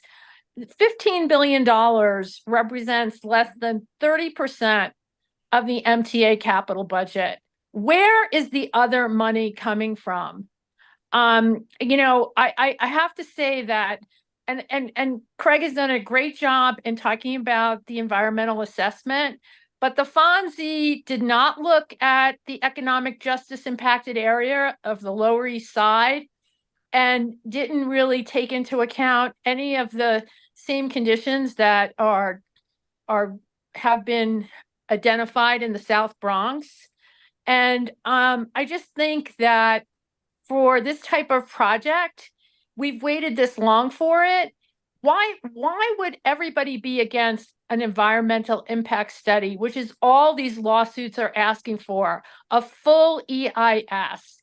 Even people who have been supporting congestion pricing in its conceptual process are saying what the MTA is trying to jump into. And even the former DOT head, Sadiq Khan, said, we may be jumping into this too soon.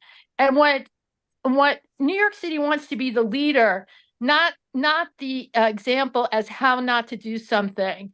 And this project, since its inception, has been how not to do something correctly. And I just think the more that people question what's going to happen, the gentleman earlier mentioned that he's in favor of congestion pricing, but that he sees this as creating more congestion in terms of parking in his neighborhood. Well, I mean, what Craig cited was that study that was done, which, by the way, was before COVID, says that there's not going to be any effect on the Upper East Side and parking. And, what's going to happen to this neighborhood in terms of, you can look at it just in our neighborhood, or you can look at it as the island of Manhattan or the city of New York. What's going to happen when things start to go wrong? I mean, I know that at other community boards, and I would urge us to consider this, asking the MTA not to report back a year after this is implemented, although I still think that April may not be the month that this goes into effect. But I think we should go on the record and ask for real transparency. They're going to get figures on a daily basis, and they should be reporting back to New York City on at least a monthly basis, showing us what they're collecting, how many cars are coming in, and comparing that, and actually putting them on the line to show us that this is in fact reducing congestion. And I would urge this committee to consider a resolution asking for accountability. Thank you. Well, Valerie, one of the speakers at the MTA hearing noted quite a number of parameters that the MTA will be measuring. I think she said twice a year, but we could talk about that at the time when it comes for resolutions, all of the different measurements: air quality, passenger volumes on stairs and elevators, traffic volumes, transit ridership, for-hire vehicle use were among those that she had mentioned as going to be monitored. But whether this task force votes to ask for those on a monthly basis when they will be gathering those statistics. You had mentioned something else as well, but I lost track. I think we should ask for, I mean, they're going to have the data at their hands, and I think they should be willing to share it with everyone. And I think we're entitled to see it. They've made this case that, this is for the good of everyone. Well, show us. Make New York City the show me city instead of the show me state. They should be able to come forth and tell us exactly what's happening, because, I mean, 1.5 million people come to New York City every day below the congestion line, and they're going to have to find a way. And I think Erica made a great point when she was saying that John Samuelson, in the end, couldn't put his name on this report because it did nothing to, it does nothing to create valuable means of transportation. And I just go back to this being a regressive tax. Basically, what it's telling people is we don't value your time, because the MTA made an assertion and came back and said that even when there is no increase in service that is coming along when these gantries become fully operable, let's just say, for sake of argument, in April, there will be no increase in service. Jano Lieber mentioned that they were looking at still at the express bus program in Queens, but that was already underway and had nothing to do with congestion pricing. And their data shows that, New York City residents, all of them are within, I'm not going to say this exactly, within a mile of a bus or train station, but then basically disregards how long it takes somebody to get to work, because you can be by a subway station and you can be by a bus station, but that's not going to be an express route into your job.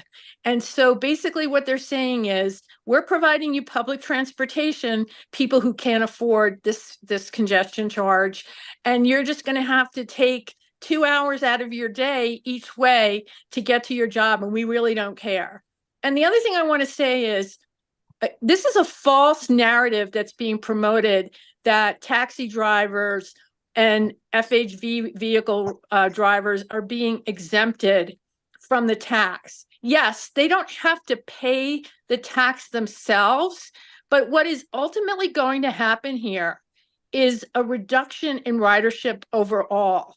And so New York City legislation is basically aiding the destruction of the taxi industry, because we're already paying if you live in the Upper East Side, you're already paying the $2.75 congestion surcharge, which is not going away. And if you take that cab below 60th, you can add an extra $1.25 to that. And so what are people going to decide? They're just going to decide not to take the entire cab. So the cab driver will lose the entire fare. And in reality, if it works the way they say, actually the city or the state will be getting more money, because if they get 15 rides per day, they'll get more than one single car coming around. And the other thing is, it will not alleviate congestion, because those cars are going to be driving around in that zone, and it's going to create. New Yorkers are creative, and they will find ways around this, and it will not be transformative. It will be destructive. And I just think that we need that EIS to look at more closely. Thanks. Yeah, I'd just like to comment, as I've mentioned before, the process is the process. The MTA had to be very careful about how they conducted the process, because the federal government, in such a high-profile project, was never going to allow them to be able to skirt by and do anything less than they absolutely had to do. And I guarantee you that if this were to rise to the level of requiring an environmental impact statement, they would have done it. And I truly believe Craig, that. Craig, I want to just comment on that. No. I allowed you to speak. Okay, sorry. I thought you were done. No. Sorry, go ahead. I think that it's I'm not anyone who is free to oppose congestion pricing on the merits. And it's fair to question the process, but the process is the process. And I think what you're essentially suggesting is that you follow the rules, and the rules aren't good enough, in that the MTA shouldn't follow the law. And the law of the state is that congestion pricing is to take effect, and it needs to conduct it. To go through the process. No, but at I'm this not point, suggesting it's that been at 5 all. years since the law passed, and we all know that an EIS, an environmental impact statement, would take an incredible amount of time and just delay this, and then thus result in delays in providing the funding. Yes, it may be less funding because of economic conditions out there and interest rates and such, but the law states that the funding from congestion pricing is to go into a lockbox. No, it doesn't. It doesn't say lockbox. It does. It says lockbox. I looked at the law today to refresh my memory. It says lockbox in the legislation. I will be happy to provide a link to that language. And the MTA has stated many times that this money is going to go directly to the 2020 to 2024 capital plan. So you could look up on the MTA website the specifics of that capital plan and what it is intended to support. Okay, there's just two comments I want to make. The first is, you are absolutely correct, and Will Schwartz says this all the time. All the MTA is doing is following the directive from the legislature. You are absolutely correct. It is also a fact that at least 3 congressmen from Manhattan and the Bronx lobbied the federal government to fast track this with an EA. Those are facts. They called a press conference and they did it together. And the MTA did the sweetener for Richie Torres to come on board by providing $110 million for the actual detrimental climate change and environmental and health effects that congestion pricing would have on one economic justice community. Okay, so those are all facts. All I'm asking for is all I'm asking for in terms of a resolution is transparency from them on a more timely basis. That's all we're asking. That's all I'm asking for you guys to consider. There is a process. The MTA is following it. There's no doubt. There's absolutely nothing that says that the state legislature can't come back and change their mind and say that this isn't the way we're going to go. They also, the MTA, in their process, and it's not over, because theoretically, after this public comment period, the MTA could theoretically reject the recommendations of the board, because then it has to go back to the legislature. I believe that is the entire process. And that's why I'm saying it's so important for people to weigh in at this point with their electeds and with the MTA. That's all I'm saying. I'm not asking for, I just overthrow. I just would like to add, to say that there are no or very limited environmental impact, it just makes no sense if you look at public behavior. If you look at the way people have tried to avoid paying the Triborough Bridge, as the gentleman from 95th Street mentioned, by going down 2nd Avenue to taking the Queensboro Bridge. And if you look at all of the comments from all of the groups seeking exemptions, that is because they anticipated impact on members of their particular group. So all of the disabled community anticipates a negative impact. The small business community anticipates a negative impact. Businesses from south of 60th Street anticipate the same. The people on the East River who are worried about increased congestion and therefore increased pollution, all of those are environmental impacts. They're all financial impacts, and to disregard them, as some might argue the MTA has, seems rather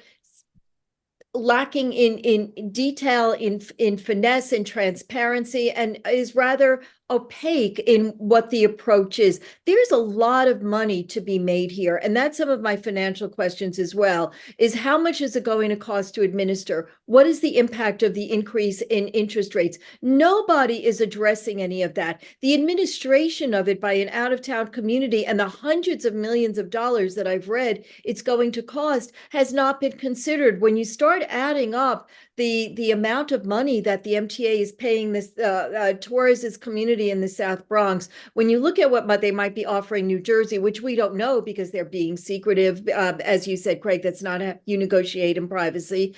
When you add on the cost of administering this, when you add on the costs of, people have quoted $700 million in terms of lost fares. And if you look at the mopeds and you look at cars with plastic over the license plates or defaced license plates, how much are we losing to that? I mean, there are so many ways that money is going to be frittered or lost, or that public reaction is not anticipated, that maybe when it comes time to think about a resolution, asking for actual numbers on a very frequent basis, they will have that information. And it's something that on the border of the zone that we should absolutely be getting in order to be able to see whether this is justified. But in terms of an EA versus an EIS, I think that they didn't do it right, but that's just my opinion. Right, and I'm not speaking against additional transparency. I'm, as someone who loves nothing more than looking through and analyzing data, I would love to see as frequent of updates on how the program is progressing as anyone. So that's fine with me. I think I just have a challenge accepting the questions regarding the process and the fact that the process resulted in certain findings, and this is how it works, that if there is a significant impact, you are required to implement mitigation measures. And and what was offered to Richie Torres in the South Bronx was essentially that they were the mitigation measures that were resulting from this process. So I understand those who are opposed to congestion pricing want to see more done and want to see the process take longer, and that's fair and fine. But the process is what it was and resulted in, and doesn't seem as if it took any shortcuts. Just one last thing. So I just pulled up the law, and it says here, I quote, "For purposes of establishing a central business district toll or tolls, the MTA board shall at minimum ensure annual revenues and fees collected under such program, less cost of operation of the same, provide for sufficient revenue into the central business district tolling capital lockbox fund, established pursuant to section 553J of the Public Authorities Law, necessary to fund $15 billion for capital projects for the 2020 to 2024 MTA capital program, and any additional revenues above that amount to be available for any successor programs, meaning the 2025 to 2029 capital program of the MTA." So just right. Okay. I appreciate that, Craig. They can call it whatever they want, but just to be full transparency, and I'm not arguing with you with what they've called it. The fact of the matter is that the 2024 plan, okay, we're almost nearing the end of that plan. So if this idea that it's going to be used, the MTA has said in terms of making the subways accessible for disabled people, the plan doesn't get done until 2055. And I was at a city council hearing, you may have watched it or been a part of it, they're very happy with their progress and they hope to be done by 2055. There's no way that the money that's being raised via this program is going to be used for that, because it's only $15 billion. It's a drop in the bucket, and I'm not here to argue about that at all.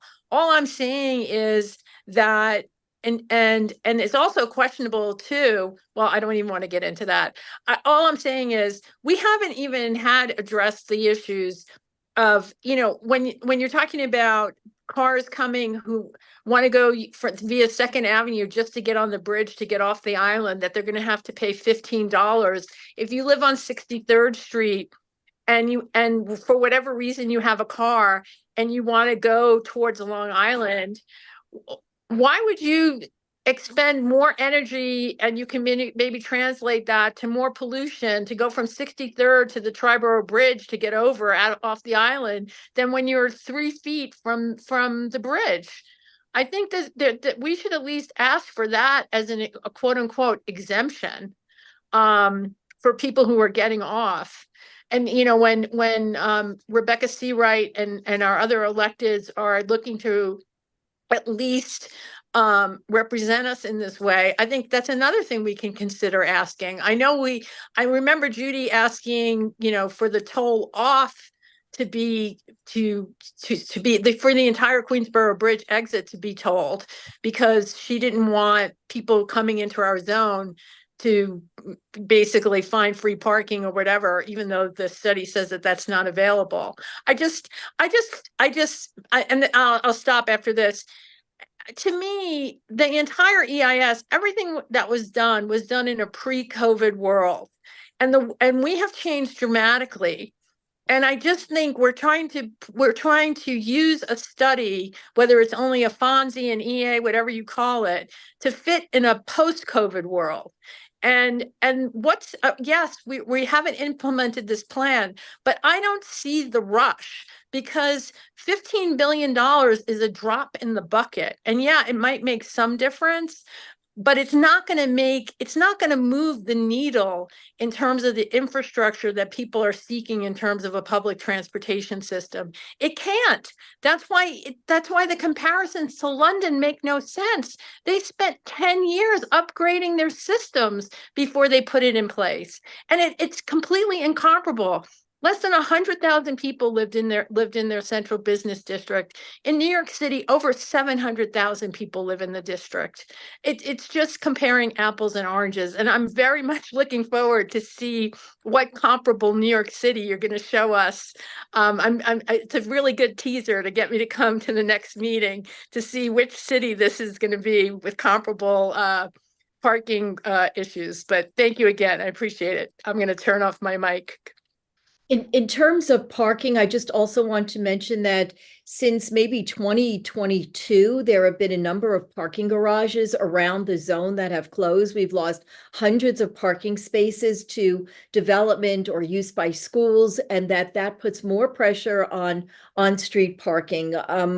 And so the idea that parking will be easy and people will be able to get there and park is not true. And nobody knows the impact of the lack of street parking or garage parking on the congestion that may be hovering around the zone. But let's, after we hear from everyone, we could address the idea of a resolution. And speaking of resolutions, just to remind everyone, we have passed a resolution asking our elected officials to re-examine the language of the congestion pricing legislation and to amend it as necessary to address any policies and details that may now be outdated and may cause unjust impacts and other unintended consequences, including those resulting from the many ways in which the COVID-19 pandemic has changed commuting habits and the built environment of New York City that may not have been considered in the environmental assessment. Well, the entire built environment has changed so much because so many office buildings, I think someone had said all the B and C class office buildings are largely vacant. A lot of new construction for housing has gone up. I don't even know if you could call the CBD a central business district in the sense that it is so much focused on business when a lot of properties down by Wall Street have been converted to condos and rentals and hotels. It's no longer the Wall Street Canyon area that it used to be. Yeah, the buildings are still there, but they're inhabited by people rather than just used as offices. So I would argue that the built environment has changed to such an extent, and the habits of people because of COVID has changed to such an extent that we need to evaluate everything. Has there been any response? I don't think there's been any response to any of our resolutions officially. Or do you know of anything, Craig? Nothing officially, but my only point was that we have that resolution from the board. So some of what Valerie suggested is exactly what we have already passed. Okay. Thank you. Let's go to I guess Evelyn, David, and then back to and then let's go to the board. If Michael, if you could hang on for a few minutes till the board members, you've already spoken, I think, right? Evelyn, I think you live in the zone, correct? Yes, that's correct. I live between 62nd and 63rd on Lexington Avenue. I didn't. Yeah, I live right here. Yeah, right, in the zone. Yeah, absolutely. Yeah, I'm going to be completely impacted by this as long and as well as everybody else that's been on the call so far. The person that lives at 95th Street, that's a different story. He's not going to see all the traffic coming up. The avenues completely is going to be a nightmare. I already know it's already tough. It's just going to be worse. I don't know who thinks that, okay, paying off Richie Torres with $100 million for the Bronx is just reinforcing the idea that the congestion and the pollution is going to be moving north. It isn't being solved. My answer to all of this, as you will know, which I stated 1 billion times, is municipal parking lots in the outer boroughs. So people will park their cars way out there, jump on subways, and come into New York, killing many birds with many stones. And I don't mean killing birds. I just mean the subways will be utilized much more. They'll actually probably make more money because they'll make money from the parking. That'll be municipal parking. I mean, it's a win-win for everybody. Having said that, going back to the need, okay, so Craig, thank you very much for your report. Let me jump to that. Thank you. I am still seeking bullet points, very simple bullet points, like the congestion timeline is going to be 5 a.m. to 9 p.m. during the week and 9 a.m. to 9 p.m. on weekends, which is ridiculous, actually. You know, in London, they lowered the zone time to, I think it was 7 p.m. So people could drive to the restaurants in the zone, because in London, everybody drives to the restaurant and they all park out in front. And because they're little neighborhoods type thing, little villages from the old days in medieval times that just developed, et cetera, blah, blah, blah, if you know the history of London.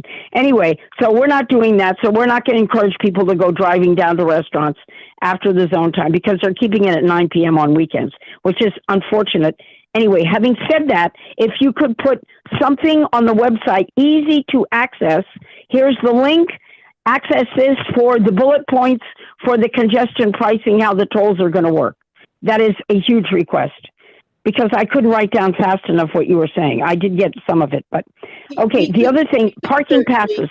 Go ahead. Sorry. I'm sorry, Go ahead. Evelyn, for interrupting, but that's certainly something that we could do. We could put it up either the way Craig has or the actual MTA release of the specific tolling information. But go ahead, please.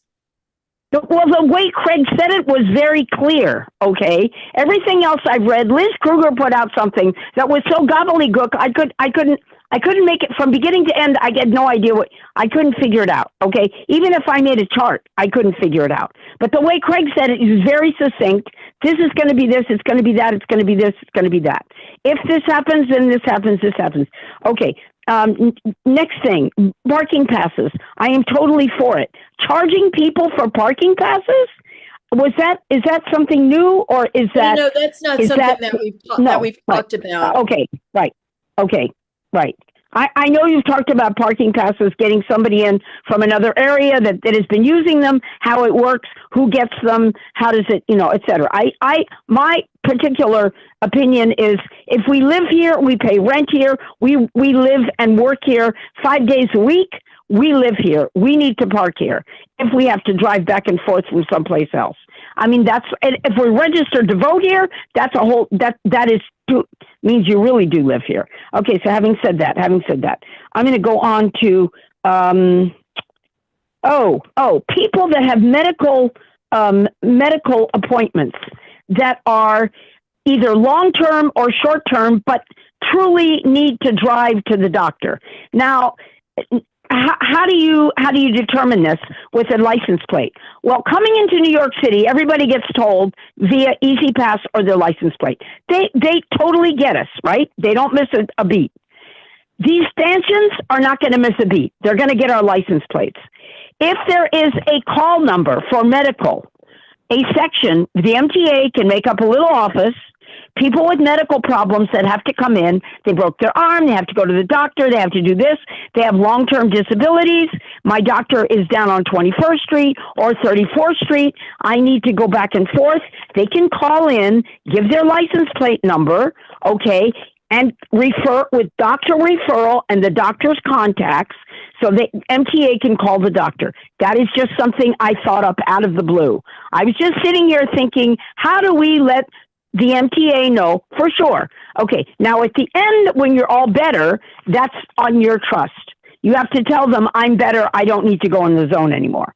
Except for the fact that they've got your license plate. So if you're not going there anymore, you're not going to get charged anymore. I mean, that could be the quick end to it, right? So anyway, that's a suggestion. Because it's an electronic world. They're going to catch us if you turn around the wrong way, right? So might as well make use of it. I mean, on one hand, they're getting us all over the place. On the other hand, they're saying, "Oh, we can't figure out how to log you in." Okay, and as far as the EAB or the environmental assessment, I don't understand why they don't get that if they're paying Richie Torres $110 million to take care of congestion that is going to be created with pollution for the kids and hospital bills, that they haven't figured out that maybe their plan isn't going to be as successful as they think in terms of pollution and the environment and congestion. Anyway, thank you very much for doing this and continuing to do this. It has been great arguments. I know the idea of this was great, but you know what? In actuality, it doesn't solve the problem of people driving in. Municipal parking lots solves a problem way out in the suburbs or in, any place, and public transportation. But they haven't figured that out either. So anyway, I stand by it. Thank you very much for everything. I'm going to continue listening. Thank you. Thank you, Evelyn. Michael, a thumbs up. I hope you don't mind if we just hear there are just 2 board members right now, and then we'll come back to you. Is that all right? I'll assume that it is. Okay, Michelle, and then Kaz. Yeah, thank you. There's a lot to consider here. Craig, thank you for the effort on putting all that together. That's very much appreciated. All the facts in one place in terms of what the fares and the tolls and all will be. The impact, however, is the big elephant in the room. And just to address the EAS, an EAS is always paid for by the applicant. Whoever is the filer, they pay for the EAS. So it's not unusual when an EAS, which is a much less stringent examination of effect, comes out in favor or with no effect, which in fact is in favor for the applicant. That in this situation, it's a highly insufficient study that was done for something of such magnitude that is going to affect absolutely everybody. And every lawsuit that is being brought, and let me mention that there's another one coming down the pike by the Coalition in Opposition for Congestion Pricing, and they have a legal arm which is called New Yorkers Against Congestion Pricing Tax. That lawsuit will be filed shortly. They have a fundraising program going on now. If anybody is interested in that, just look it up or reach out and you'll get that information from elsewhere if you so choose. But every one of these lawsuits, including Staten Island, which I think joined the Jersey lawsuit, they're all asking for EISs. And yes, you're right, Craig, that if an EIS is granted, that will delay the project. And that is part of the reason, as well it should, because the issue is not to get this done quickly. It's either not to get this done, or if it's going to be implemented, you have to show need, necessity, and actually assess what the real impact is going to be. So that's very, very important. In terms of the various communities, you mentioned Chinatown. Chinatown is vehemently, and the organizations down there, I don't want to speak about them monolithically, but the groups in Chinatown and in Little Italy are vehemently opposed to this plan. This is going to kill them down there, because any place that's a destination entertainment or restaurant entity will be killed. Broadway is going to be very badly hurt. A big part of their constituency comes from New Jersey, not to mention from the Upper East and Upper West Side. And to add a congestion pricing tax to the already existing high prices of garage, and there are people who can't use public transportation or don't want to get on a train or a bus at 10, 11 o'clock at night and go wherever they have to go. And the New Jersey people drive in. They'll be paying for a garage, they'll be paying the toll, and they'll be paying the congestion pricing tax, not to mention the exorbitant cost of a ticket. So it's going to affect that community very much, and they're very much in opposition. And the 9 o'clock hour for the return is no help for them. The people who are very heavily impacted, and it's awful to think that you have to pay to go home. And that's all the people in the zone. And what was considered a central business zone is now ludicrously every inch, every block, every exit, every portion of Manhattan south of 60th Street. That is not a business zone. In my mind, a business zone is like 34th to 59th Street. So, and the fallacy that this is going to help with congestion and help with pollution, there's really been no study that actually shows that to be true. Also, there is no off-ramp, and we asked for this in one of our resolutions. The off-ramp, meaning that if this program does not work, in other words, it doesn't bring in the revenue, or it doesn't reduce traffic, or it doesn't do what it's proposed to do, there is no mechanism for stopping it, for getting rid of it. And the implementation costs are tremendous. The prices of the gantries, and by the way, they're not even being manufactured by a New York company. I think the company is in Nashville, so they're getting all the money for the manufacturing of these things. So it's a big issue. I mean, there are members of our board, not just of this committee, but of our board, that are in favor of congestion pricing, and they have voted in favor of it conceptually before any of the actual facts came out about what the implementation would look like. But conceptually, they voted for it. I voted against it. Others voted against it too. I don't personally believe that our community had the proper input when our board did the vote. The vote was done a very long time ago when this was first proposed as a concept. In terms of business, it's very telling that the Chamber of Commerce came out against this. Every little bodega, every little grocery store, every little mom and pop cleaning shop, hairdresser, whatever they are within the zone that are little businesses that are serving that residential community, the shoemaker, this, that, or the other thing. And many businesses that need to transport equipment on almost a daily basis, or that have hours that make it unsafe or too exhausting for them to take public transportation back and forth. Every single one of them are going to be affected by this. And every truck that does delivery into the zone, all the increase is going to affect every single product that comes into the city. And every single one of us is going to pay for it.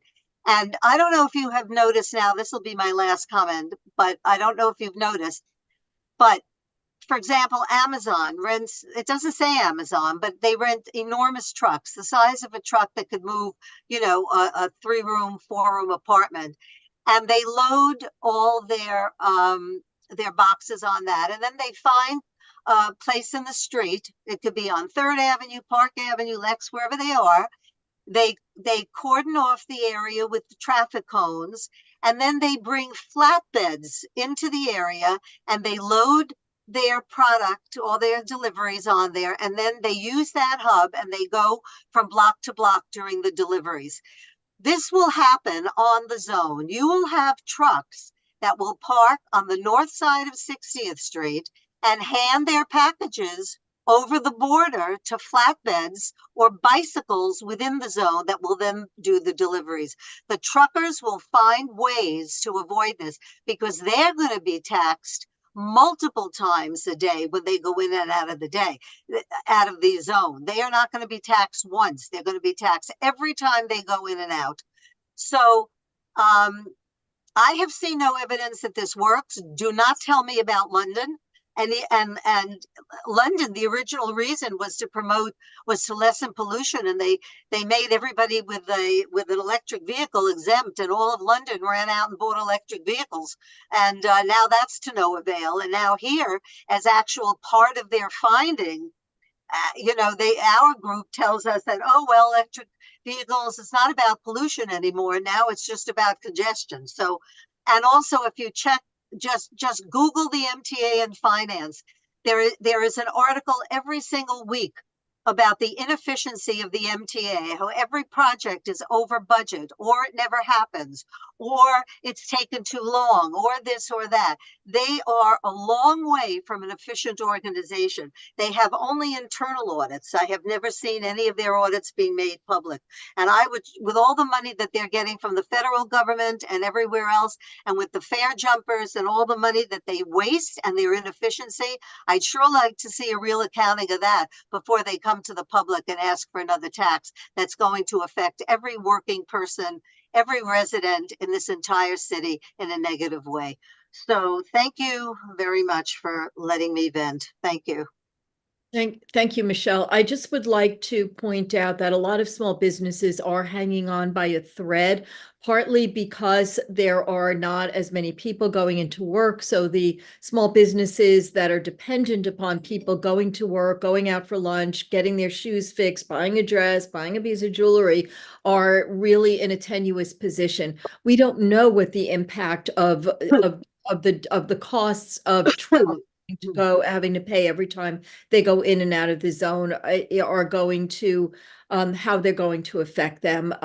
As Valerie said, as I said, the landscape is really different. And while we may have asked for an analysis in the in prior resolution, we don't have any indication that the MTA or anyone from the state will go along with that. They have not really been responsive at all to what we have asked for. But it makes sense when something is this significant, when they expected to raise $1 billion a year to support bonds, even though, again, there are a lot of financial questions that have not been answered, that we just don't know what the impact on what sustains New York, on cultural organizations, on people who need health care, on small businesses. These are fundamental to the vitality of the city. And it's frustrating that there has not been ample attention paid to the impact on all of these various businesses and other entities.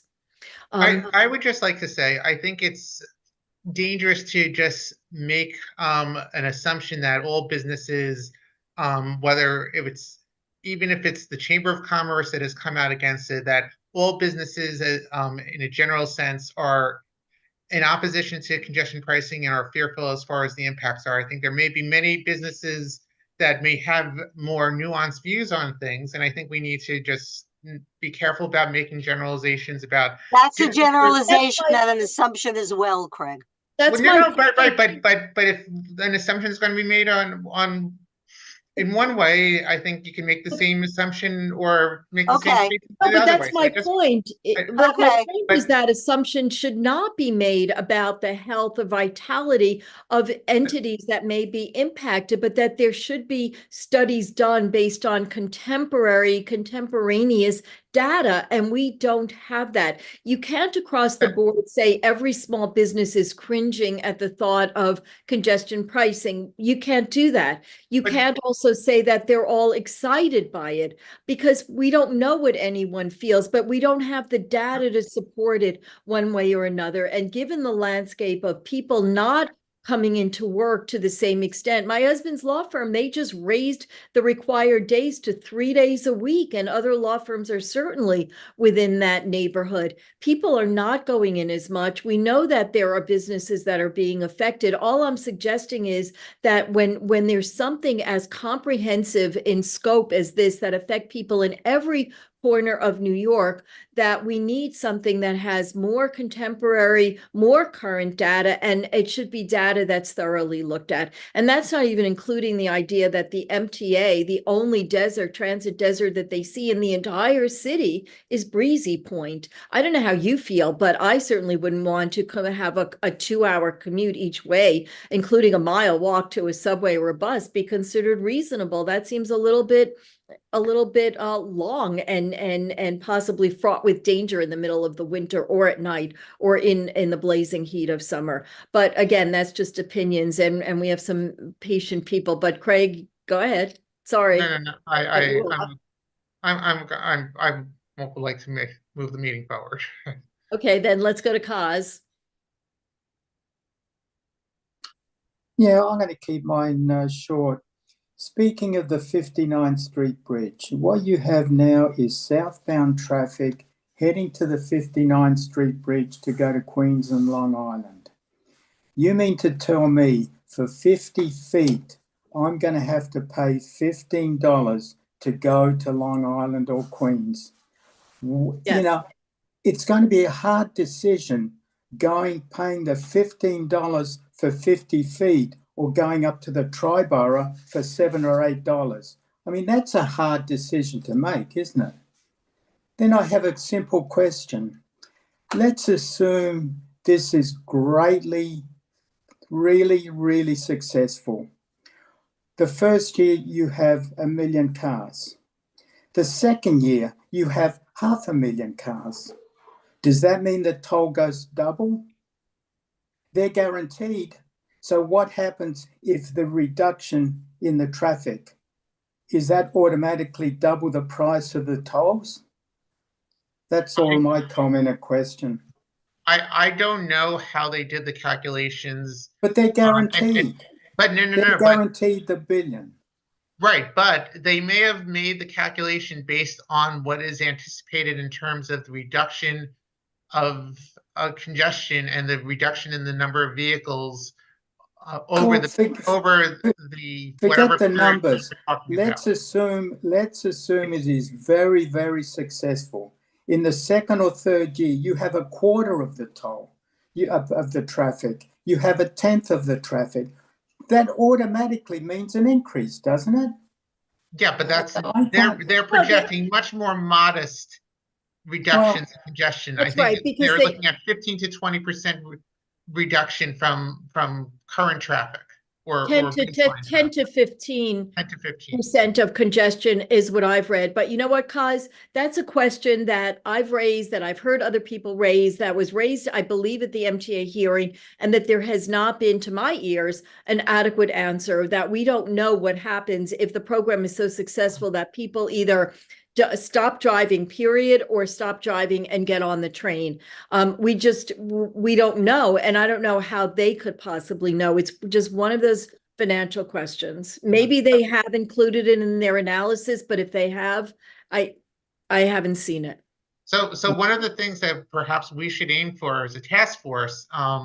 And I think I've heard, and I think Valerie was the one who may have mentioned this, that the MTA has actually had some representatives attend other community boards to talk about congestion pricing. I think it would be immensely helpful if we were somehow able to get someone from the MTA to be able to talk to us and be able to answer some of these questions. And I don't know if there's a way to do that, Valerie, now that you're chair. I don't know if you have the gravitas to be able to make that convincing argument to someone, but that would be, I think, really helpful for all of us to be able to address some of these questions. Well, it's within her pay grade, so that's fine. Kaz, did you have other comments? No, that's it. I'm done. Okay, if we could, Craig, go back to Michael, who's had his hand raised, Michael Murray, and then we could ask if anyone wants to make any resolutions. How does that sound? Is it okay, Craig? Let's go to, while you ponder that. Let's go to Michael Murray, thank you. Somebody call for more transparency after congestion pricing is implemented, better access to more timely data. And it occurs to me that I haven't heard a good definition of what the statistics will show if the program's successful. If it raises a whole ton of money, it hasn't accomplished what it's supposed to accomplish in terms of reducing congestion. On the other hand, if the number of vehicles coming into the city plummets because congestion pricing has killed the economy, then, well, yes, it's cut congestion, but it may not be worth the cost. I think it was Alita or somebody, maybe Valerie, who pointed out that most of the city's office buildings are still only about half full. So there is the question about how will we know if congestion pricing's been successful? Has success been defined? I think it has to be measured in terms of cutting congestion without hurting the economy. And if it achieves a reduction in traffic congestion because it's turned Manhattan into a ghost town, it's got to be marked a failure. And I'd like to go to one point by Craig about the danger of assumptions. And he's certainly right that assumptions are dangerous. But I'm a University of Chicago trained economist. And when I think about price increases and congestion pricing and the like, it's easy to envision through proper application of economic logic that there will be businesses and citizens who are hurt.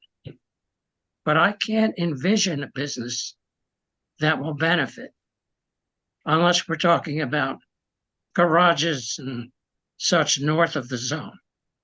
So, yeah, assumptions are dangerous, but logic is our friend. And if you can tell me what businesses might be expected to benefit, I'd really love to hear it. I think commercial real estate, from what I've read, stands to benefit. My understanding is that when there's a city bike dock, that they benefit. There has to be a reason that a REBNY representative sat on the TMRB, as well as an individual with a family-owned construction business. I personally don't understand why there was no Manhattan representative on there, but we had REBNY. So there must be a reason that real estate stands to benefit from the enactment and implementation of congestion pricing. Other kinds of assumes I don't know that they were for it. What we know is that they were there. They certainly were enthusiastic about it in the TMRB presentation from my reading of it to the MTA.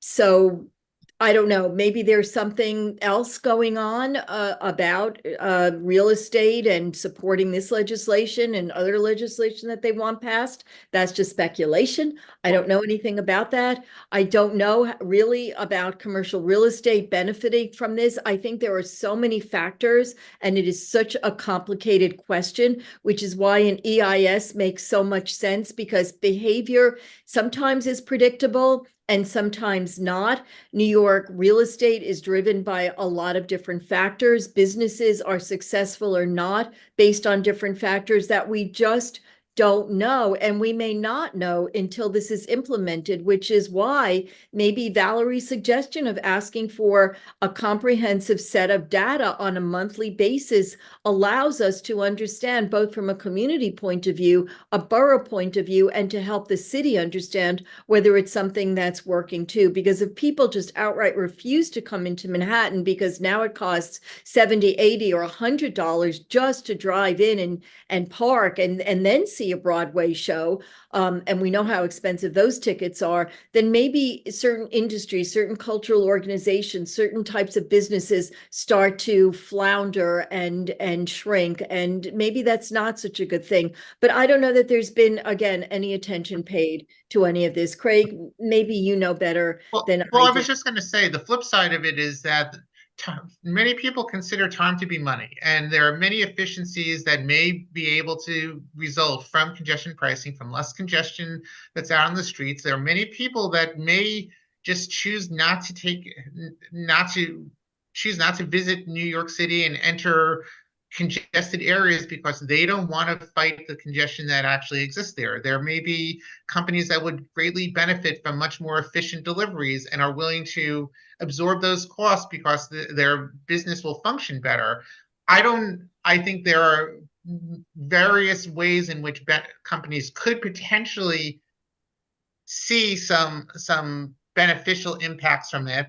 I can't speak for whether they are going to support or oppose it, but there are to only view it as a negative ignores the fact that that the intended benefits of congestion pricing are meant to produce societal gains that could have a wide array of impacts on different people in different ways. I do want to just, in terms of data transparency, I'm just going to share my screen for a second. So I just want to call to everyone's attention that that the MTA on their website has a data dashboard. It's mta.info/transparency/metrics. And then you can click on MTA Performance Dashboard, and it has all sorts of data for each different operator within the MTA universe. And perhaps we want to suggest something here in which we would have congestion pricing, central business district tolling as a category here, and that this be updated on a daily to monthly basis, depending on how often the data comes in, or based on the data sets. Well, we That should would be ask something if, sorry, Craig. If we're going to do that, then we should ask for certain categories of data, some specific to CB8, particularly the areas that are right on the border, and maybe CB7 would join in on that, but also data that's just applicable to our entire community as well as the whole borough. Because again, you're right, we don't know, and there may be businesses like real estate that benefit from less congestion or that are willing to pay for it, but we don't really know what anyone is going to perceive as a benefit or a detriment at this point. It's hard to predict with accuracy. Can we go back to Michelle?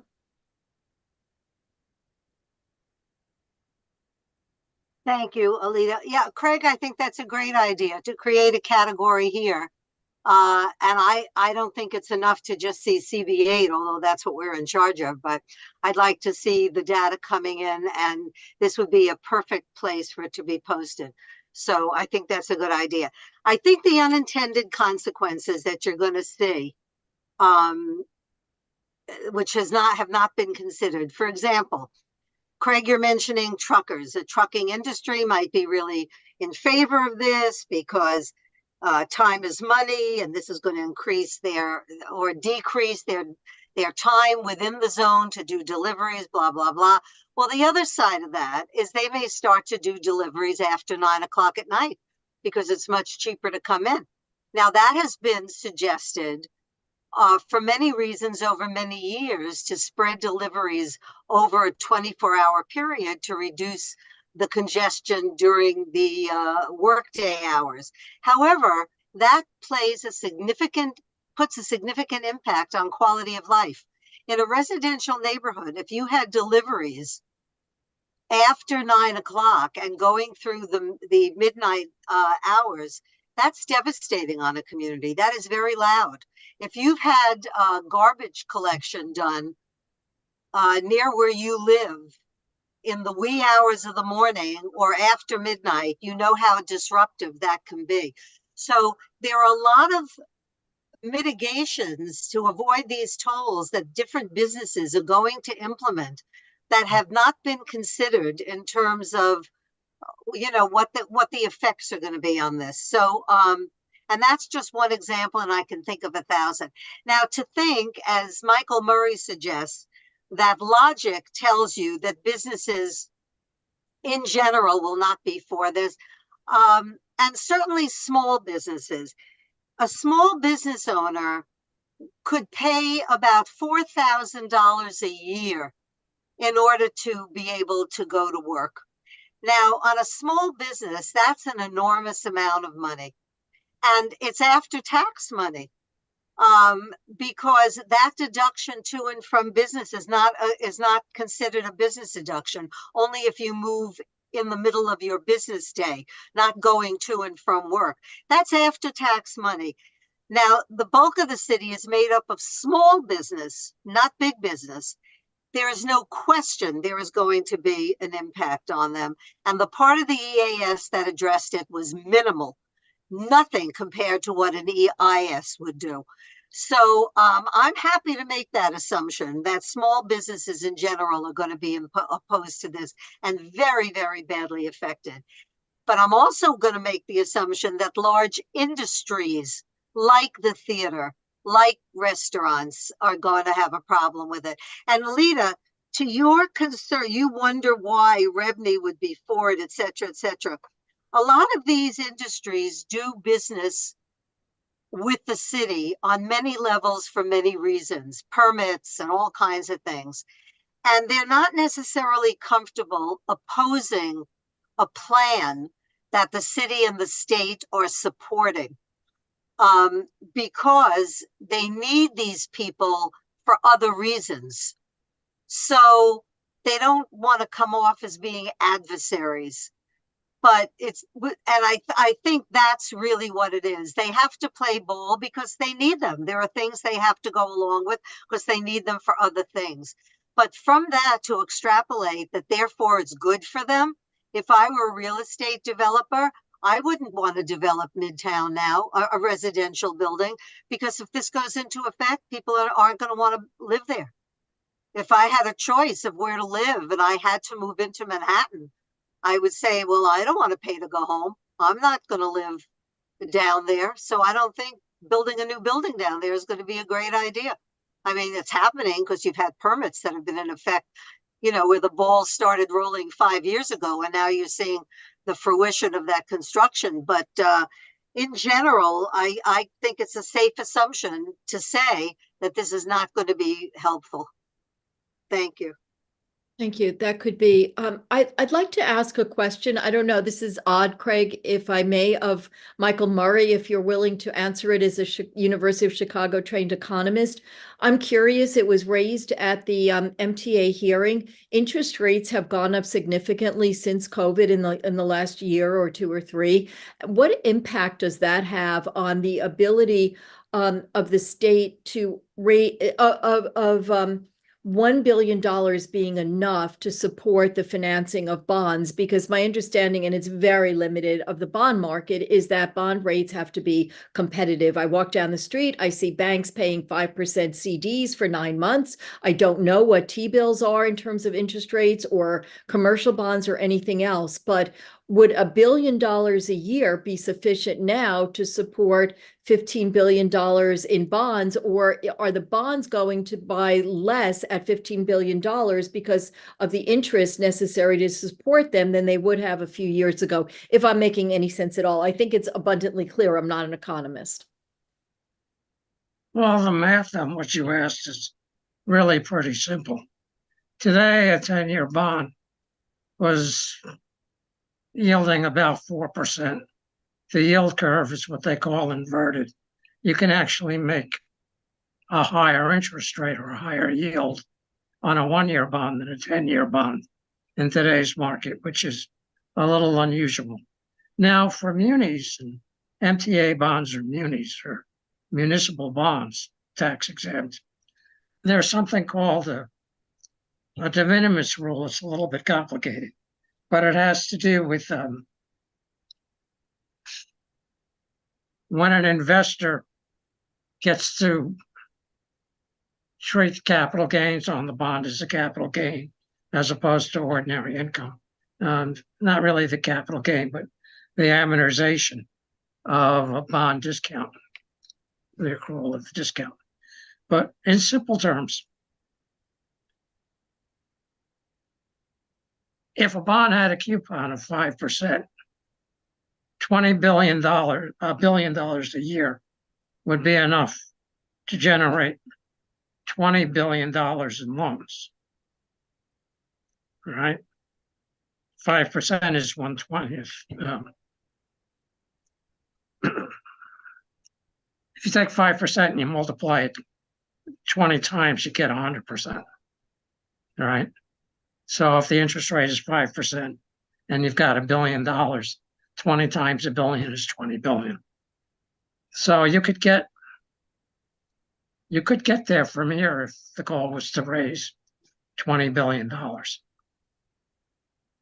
right? But that's on a kind of a one-shot basis because you have to pay that $1 billion in interest every year, and then you have to pay the bond off as well at the end. Okay. Thank you. Is there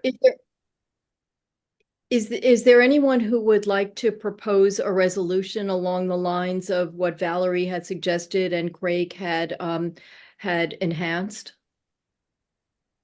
Michelle? Yeah, as far as I would go with the resolution is to just say that we propose that there be another portal on that website that Craig mentioned, specifically devoted to congestion pricing, finance. I won't be more specific, but I don't know how specific you want, but I wouldn't do anything more than that.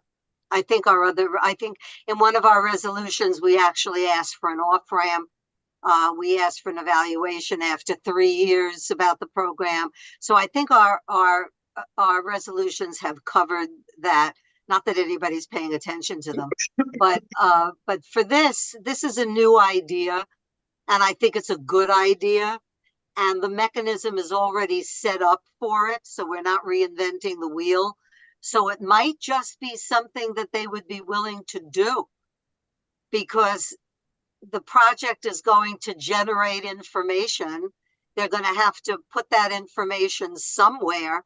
So this will just be another place we're asking them to put it for anybody's access, actually.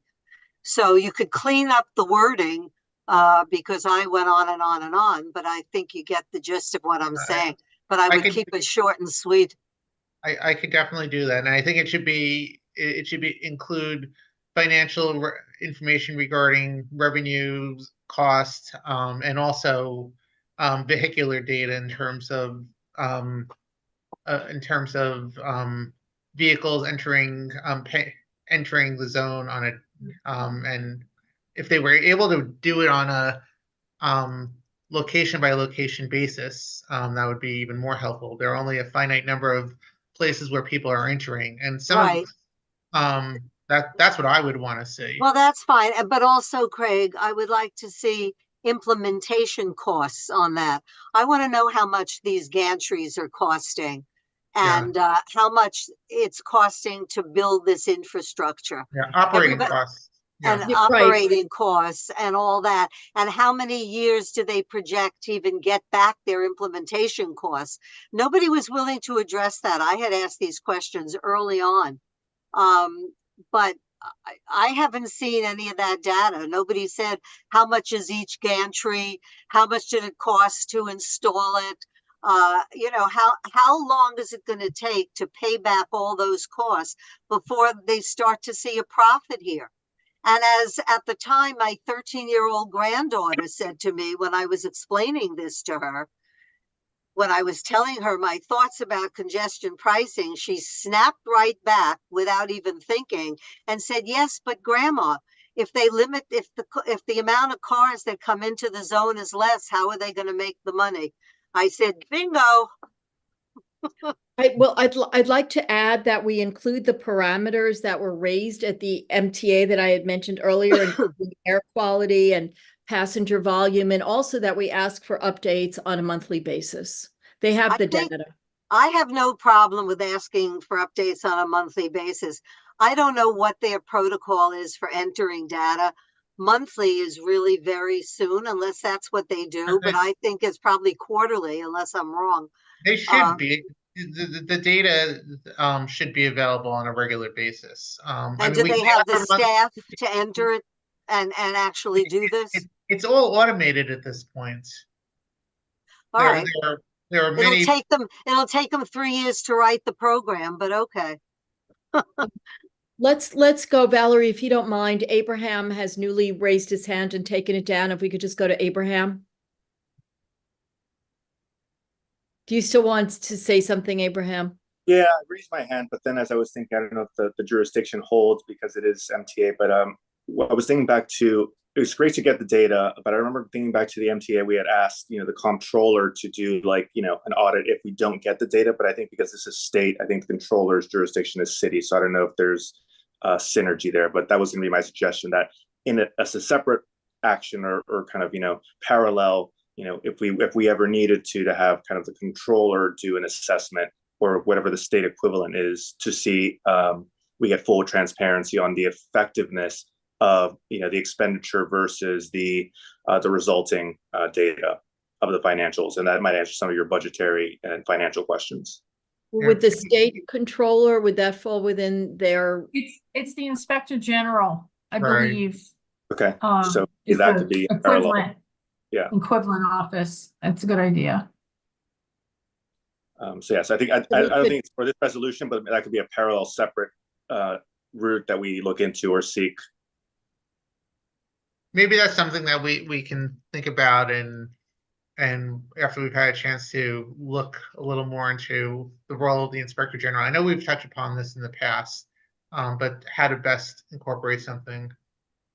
Okay, worth further looking into. Yes. Why don't we see at the next meeting about raising that? Thank you, Abraham. Thanks. Valerie? Well, I just wanted to ask Craig a question. I mean, in terms, and I'm interested in the vehicular data too. I mean, they must be, except for maybe the Queensboro Bridge, they have that data already, right, Craig? Because they've been measuring, the influx of cars during COVID, et cetera. So they should be able to do like comparison, how many cars came over and where they're coming over from fairly easily, I would suspect. It's already in the system somewhere. The issue is, I don't know the mechanism that New York City DOT uses to measure traffic volumes crossing at their facilities, because obviously at this point they are not told.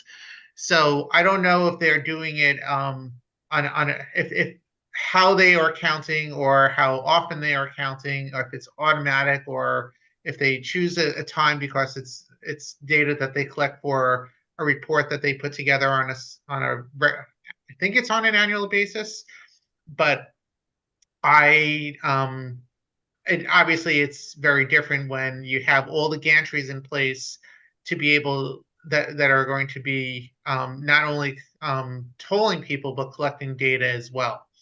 So Well, there I may mean, be very different data, and because we're dealing here with the MTA, we have to just, I think, stay within the boundaries of what the MTA would be able to provide us, because they're not necessarily going to be able to incorporate Queensboro Bridge data well, onto. that's true. I guess you're right. But I mean, we do have, or at least I was keeping track of all of the Sam Schwartz company data. I mean, between 2010 and 2019, at least, his data, and I asked him this fairly recently, showed that the number of cars that were coming into Manhattan was actually on the decline. But for COVID, it was a regular decrease in the number of cars coming into Manhattan. And the only thing that sort of pushed it way out of whack was COVID. So he must have a way to keep that data. I'm sure you're right. It's going to be mixing and matching data and what's available. But as far as the TBTA, right, I think MTA would definitely have access to that because they're collecting the data from the tolls. And even if you get the exemption, my understanding is that you're going to have to pay it, but you get a credit or you get charged less. So somebody is going to be keeping on a daily basis how many times you've entered the zone. So I think your idea, I'm glad you looked at the website. It's probably it's a step in the right direction. And so the MTA should welcome it. I'd like to also ask for data on the number of FHVs that are, whether they've increased, whether they are gas powered, electric powered, that only pertains to environmental issues, but not congestion related issues. But I think it would be useful to know whether the number of for hire vehicles is increasing. Taxis, we know from medallions.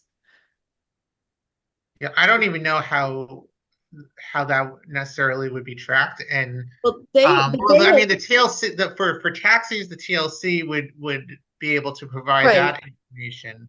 But they already know there are ways of keeping track, because I read that, wait, I wrote this down someplace that, according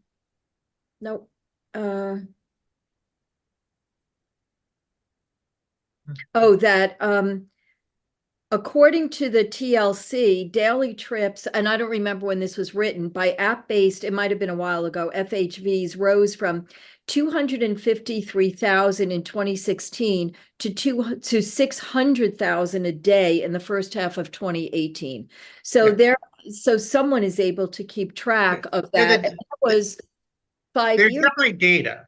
I think, I don't know right now off the top of my head who the data source would be, and I know that it's like pulling teeth trying to get data from Uber and Lyft. They are notorious for not being transparent. Now, theoretically, the gantries are going to capture every vehicle and should be able to identify whether a vehicle is registered as a for-hire vehicle, because they're being tracked separately. Don't they all have? We could include that. A breakdown of vehicle types maybe is the best way to do it from the MTA standpoint. Yeah, don't Ubers and Lyfts have TLC license plates? Don't they have something? They do. So then the TLC would be able to know if there are more registrations, which is a different issue, whether how many of them there are, with how many of them are going into and circulating around the zone. Yeah, but I think the best way to try to ask for this data would be to say we want a breakdown of vehicle types, and we could say including taxis, other for-hire vehicles, and every other major category: passenger vehicles, motorcycles, small trucks, large trucks, buses. And types of buses, minivans, all kinds of things. Could we go to, I hope that's okay with you, Michelle? Okay, we're gonna get to you as soon as Kaz has his hand raised again, so if we could go to Kaz. Yeah, one simple question. These the ban, whatever, they're going up right now. So most of them have been put up. Is that correct? Yes. So I would assume that if they're going to start April 1, they're collecting data now. Yeah, no, they're They not would- starting April 1. They're starting it. It's likely to start late June. Okay, even late June.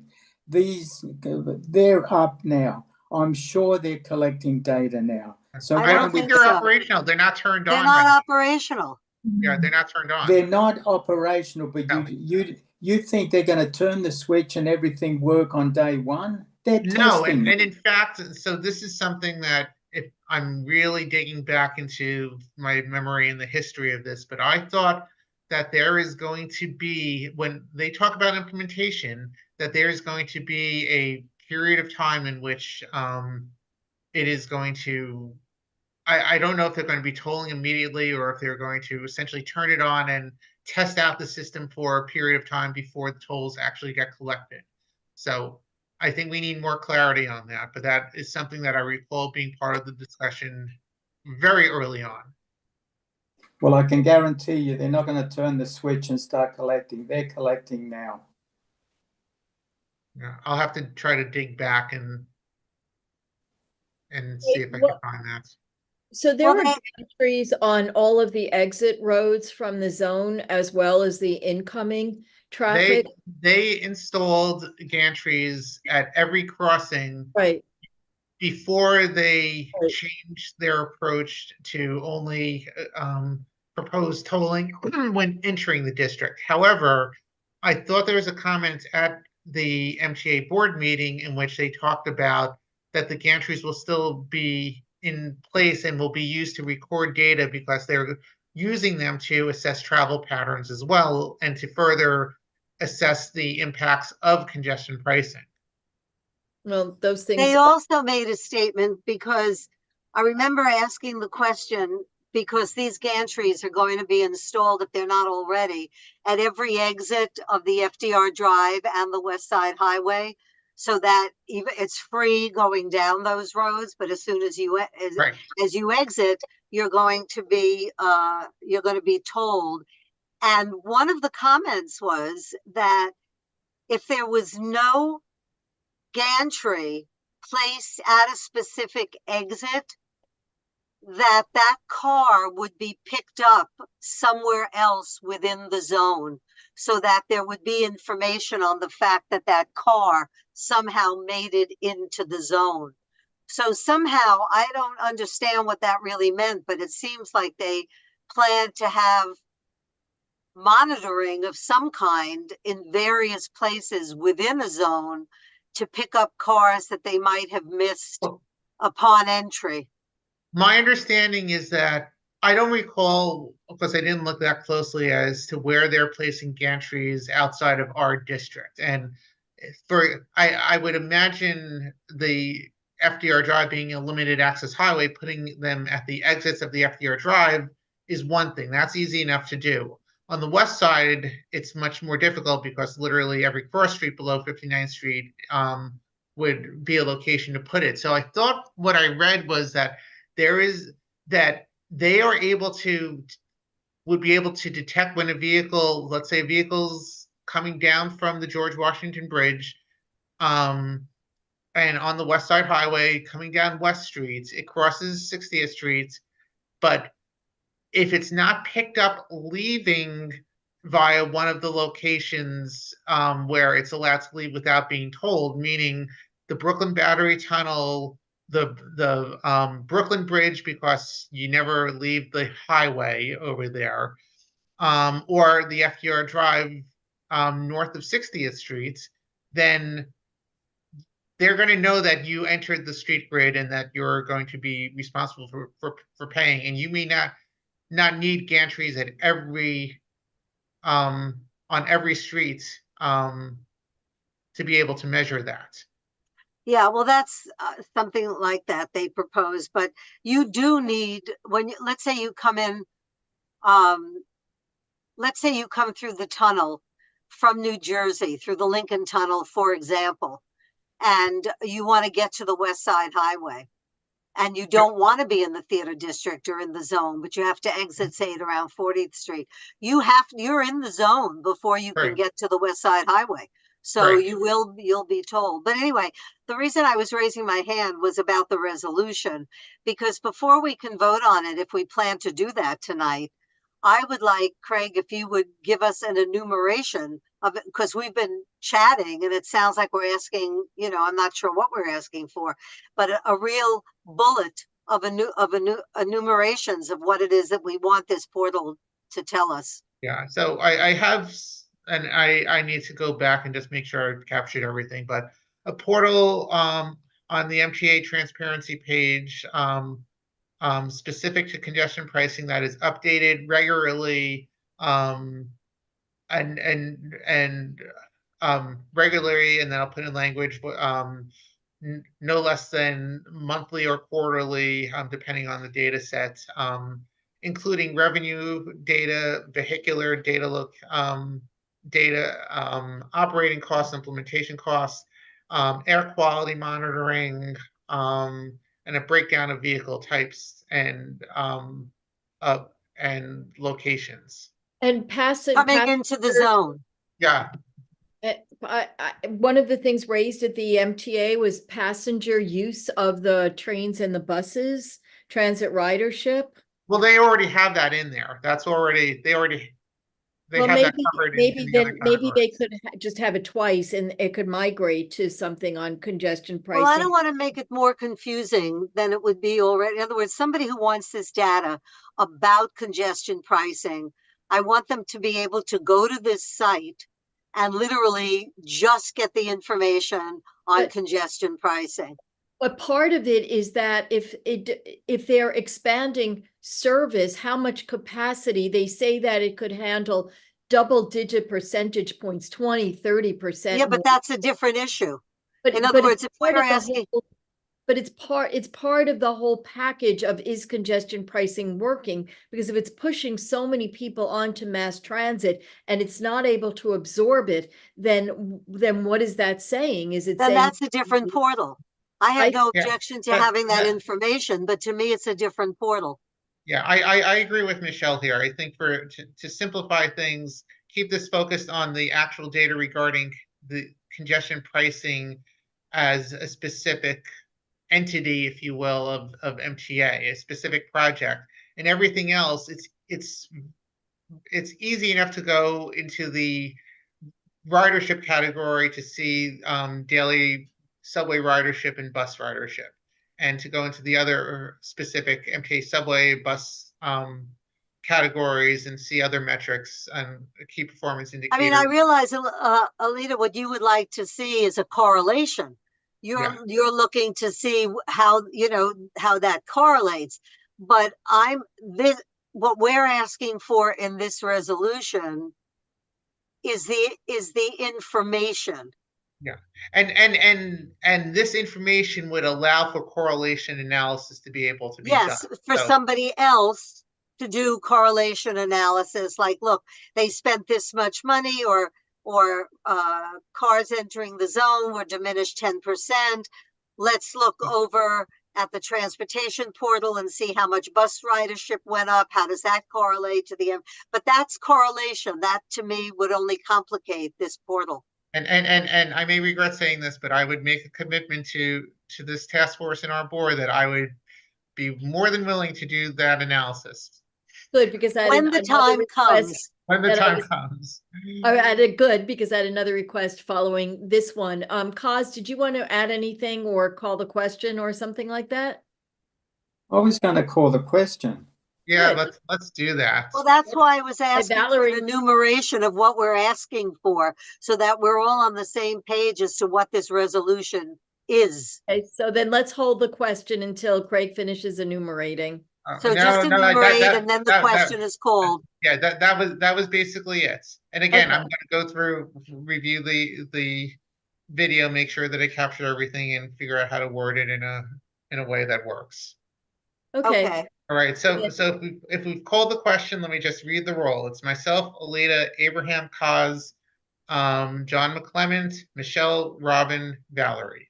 Did I And miss can any I ask board that when that's enumerated, since we have a lot of time before the full board meeting, when you get that written, can I see it?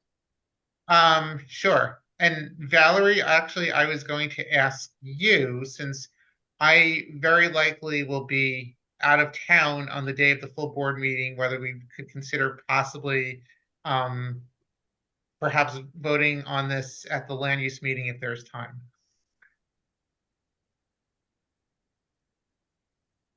I I'm hope on- there is time. We're going to be on a timer, everybody. So I'm sure we will. we're going to be on a timer. So if it's permitting, we can put it on the agenda as a possible item. We actually have another item on the agenda, which is the consideration of the casino, the gambling casino text amendment, which will be on the land use agenda too. But we did such a great job in December going through the items. If we can keep to that, hopefully we will get to this as well. So I'm planning to be out of town for that meeting, Craig. So then forget it. I will.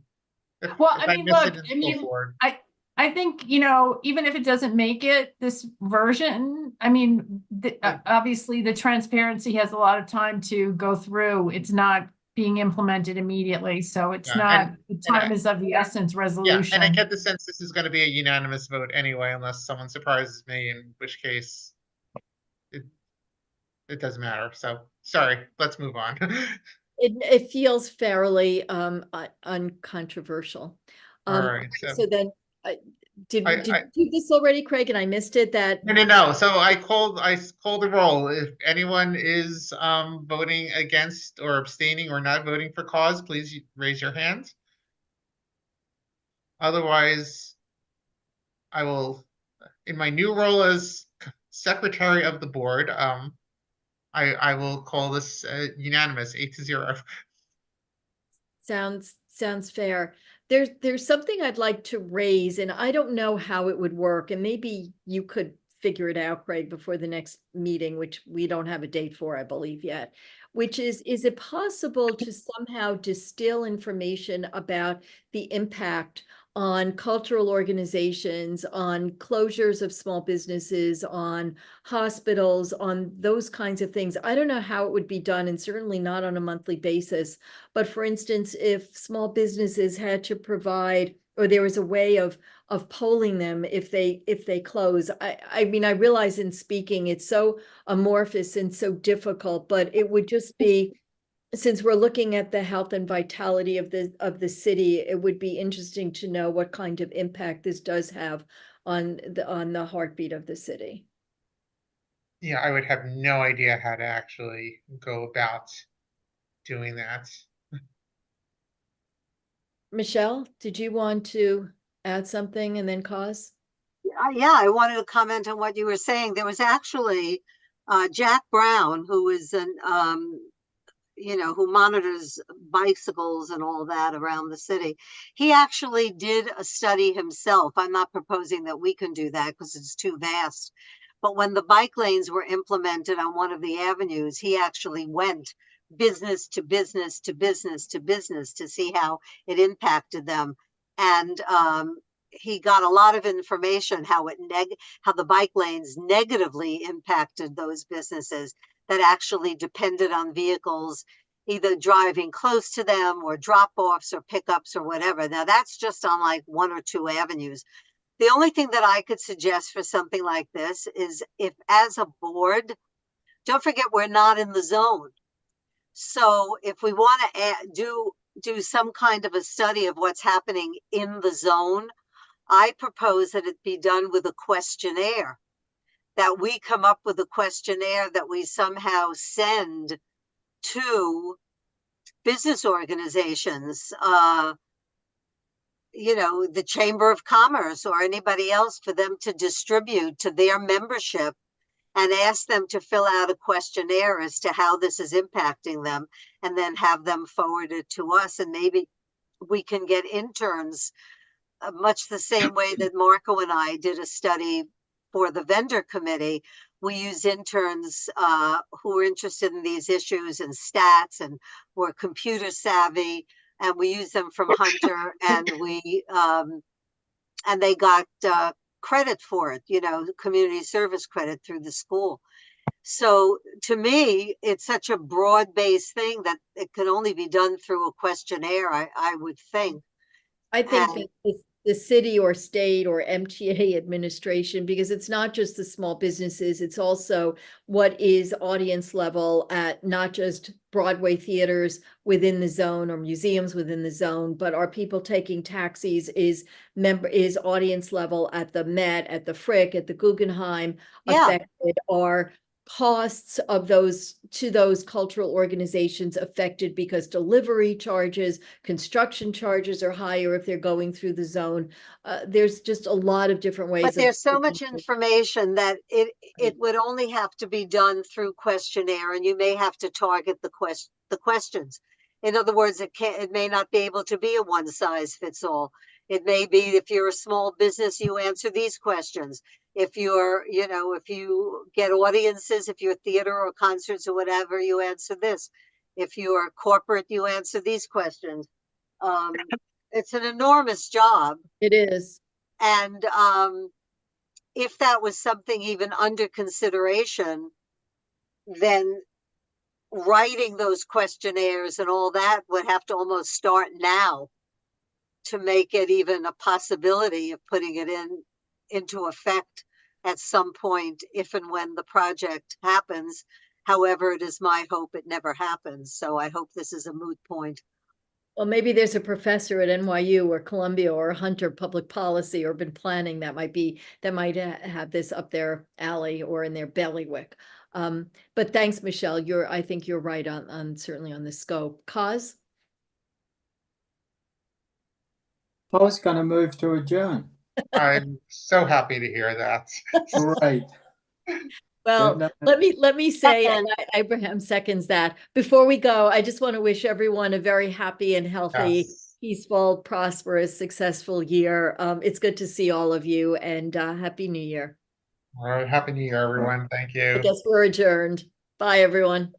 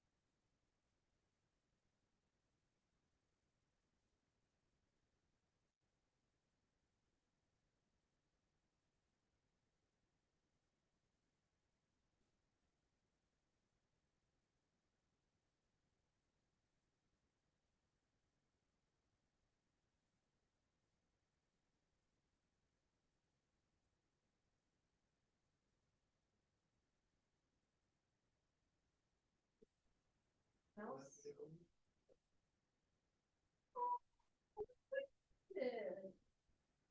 smells like pancetta. No, I'm disappointed now. Is there pancetta?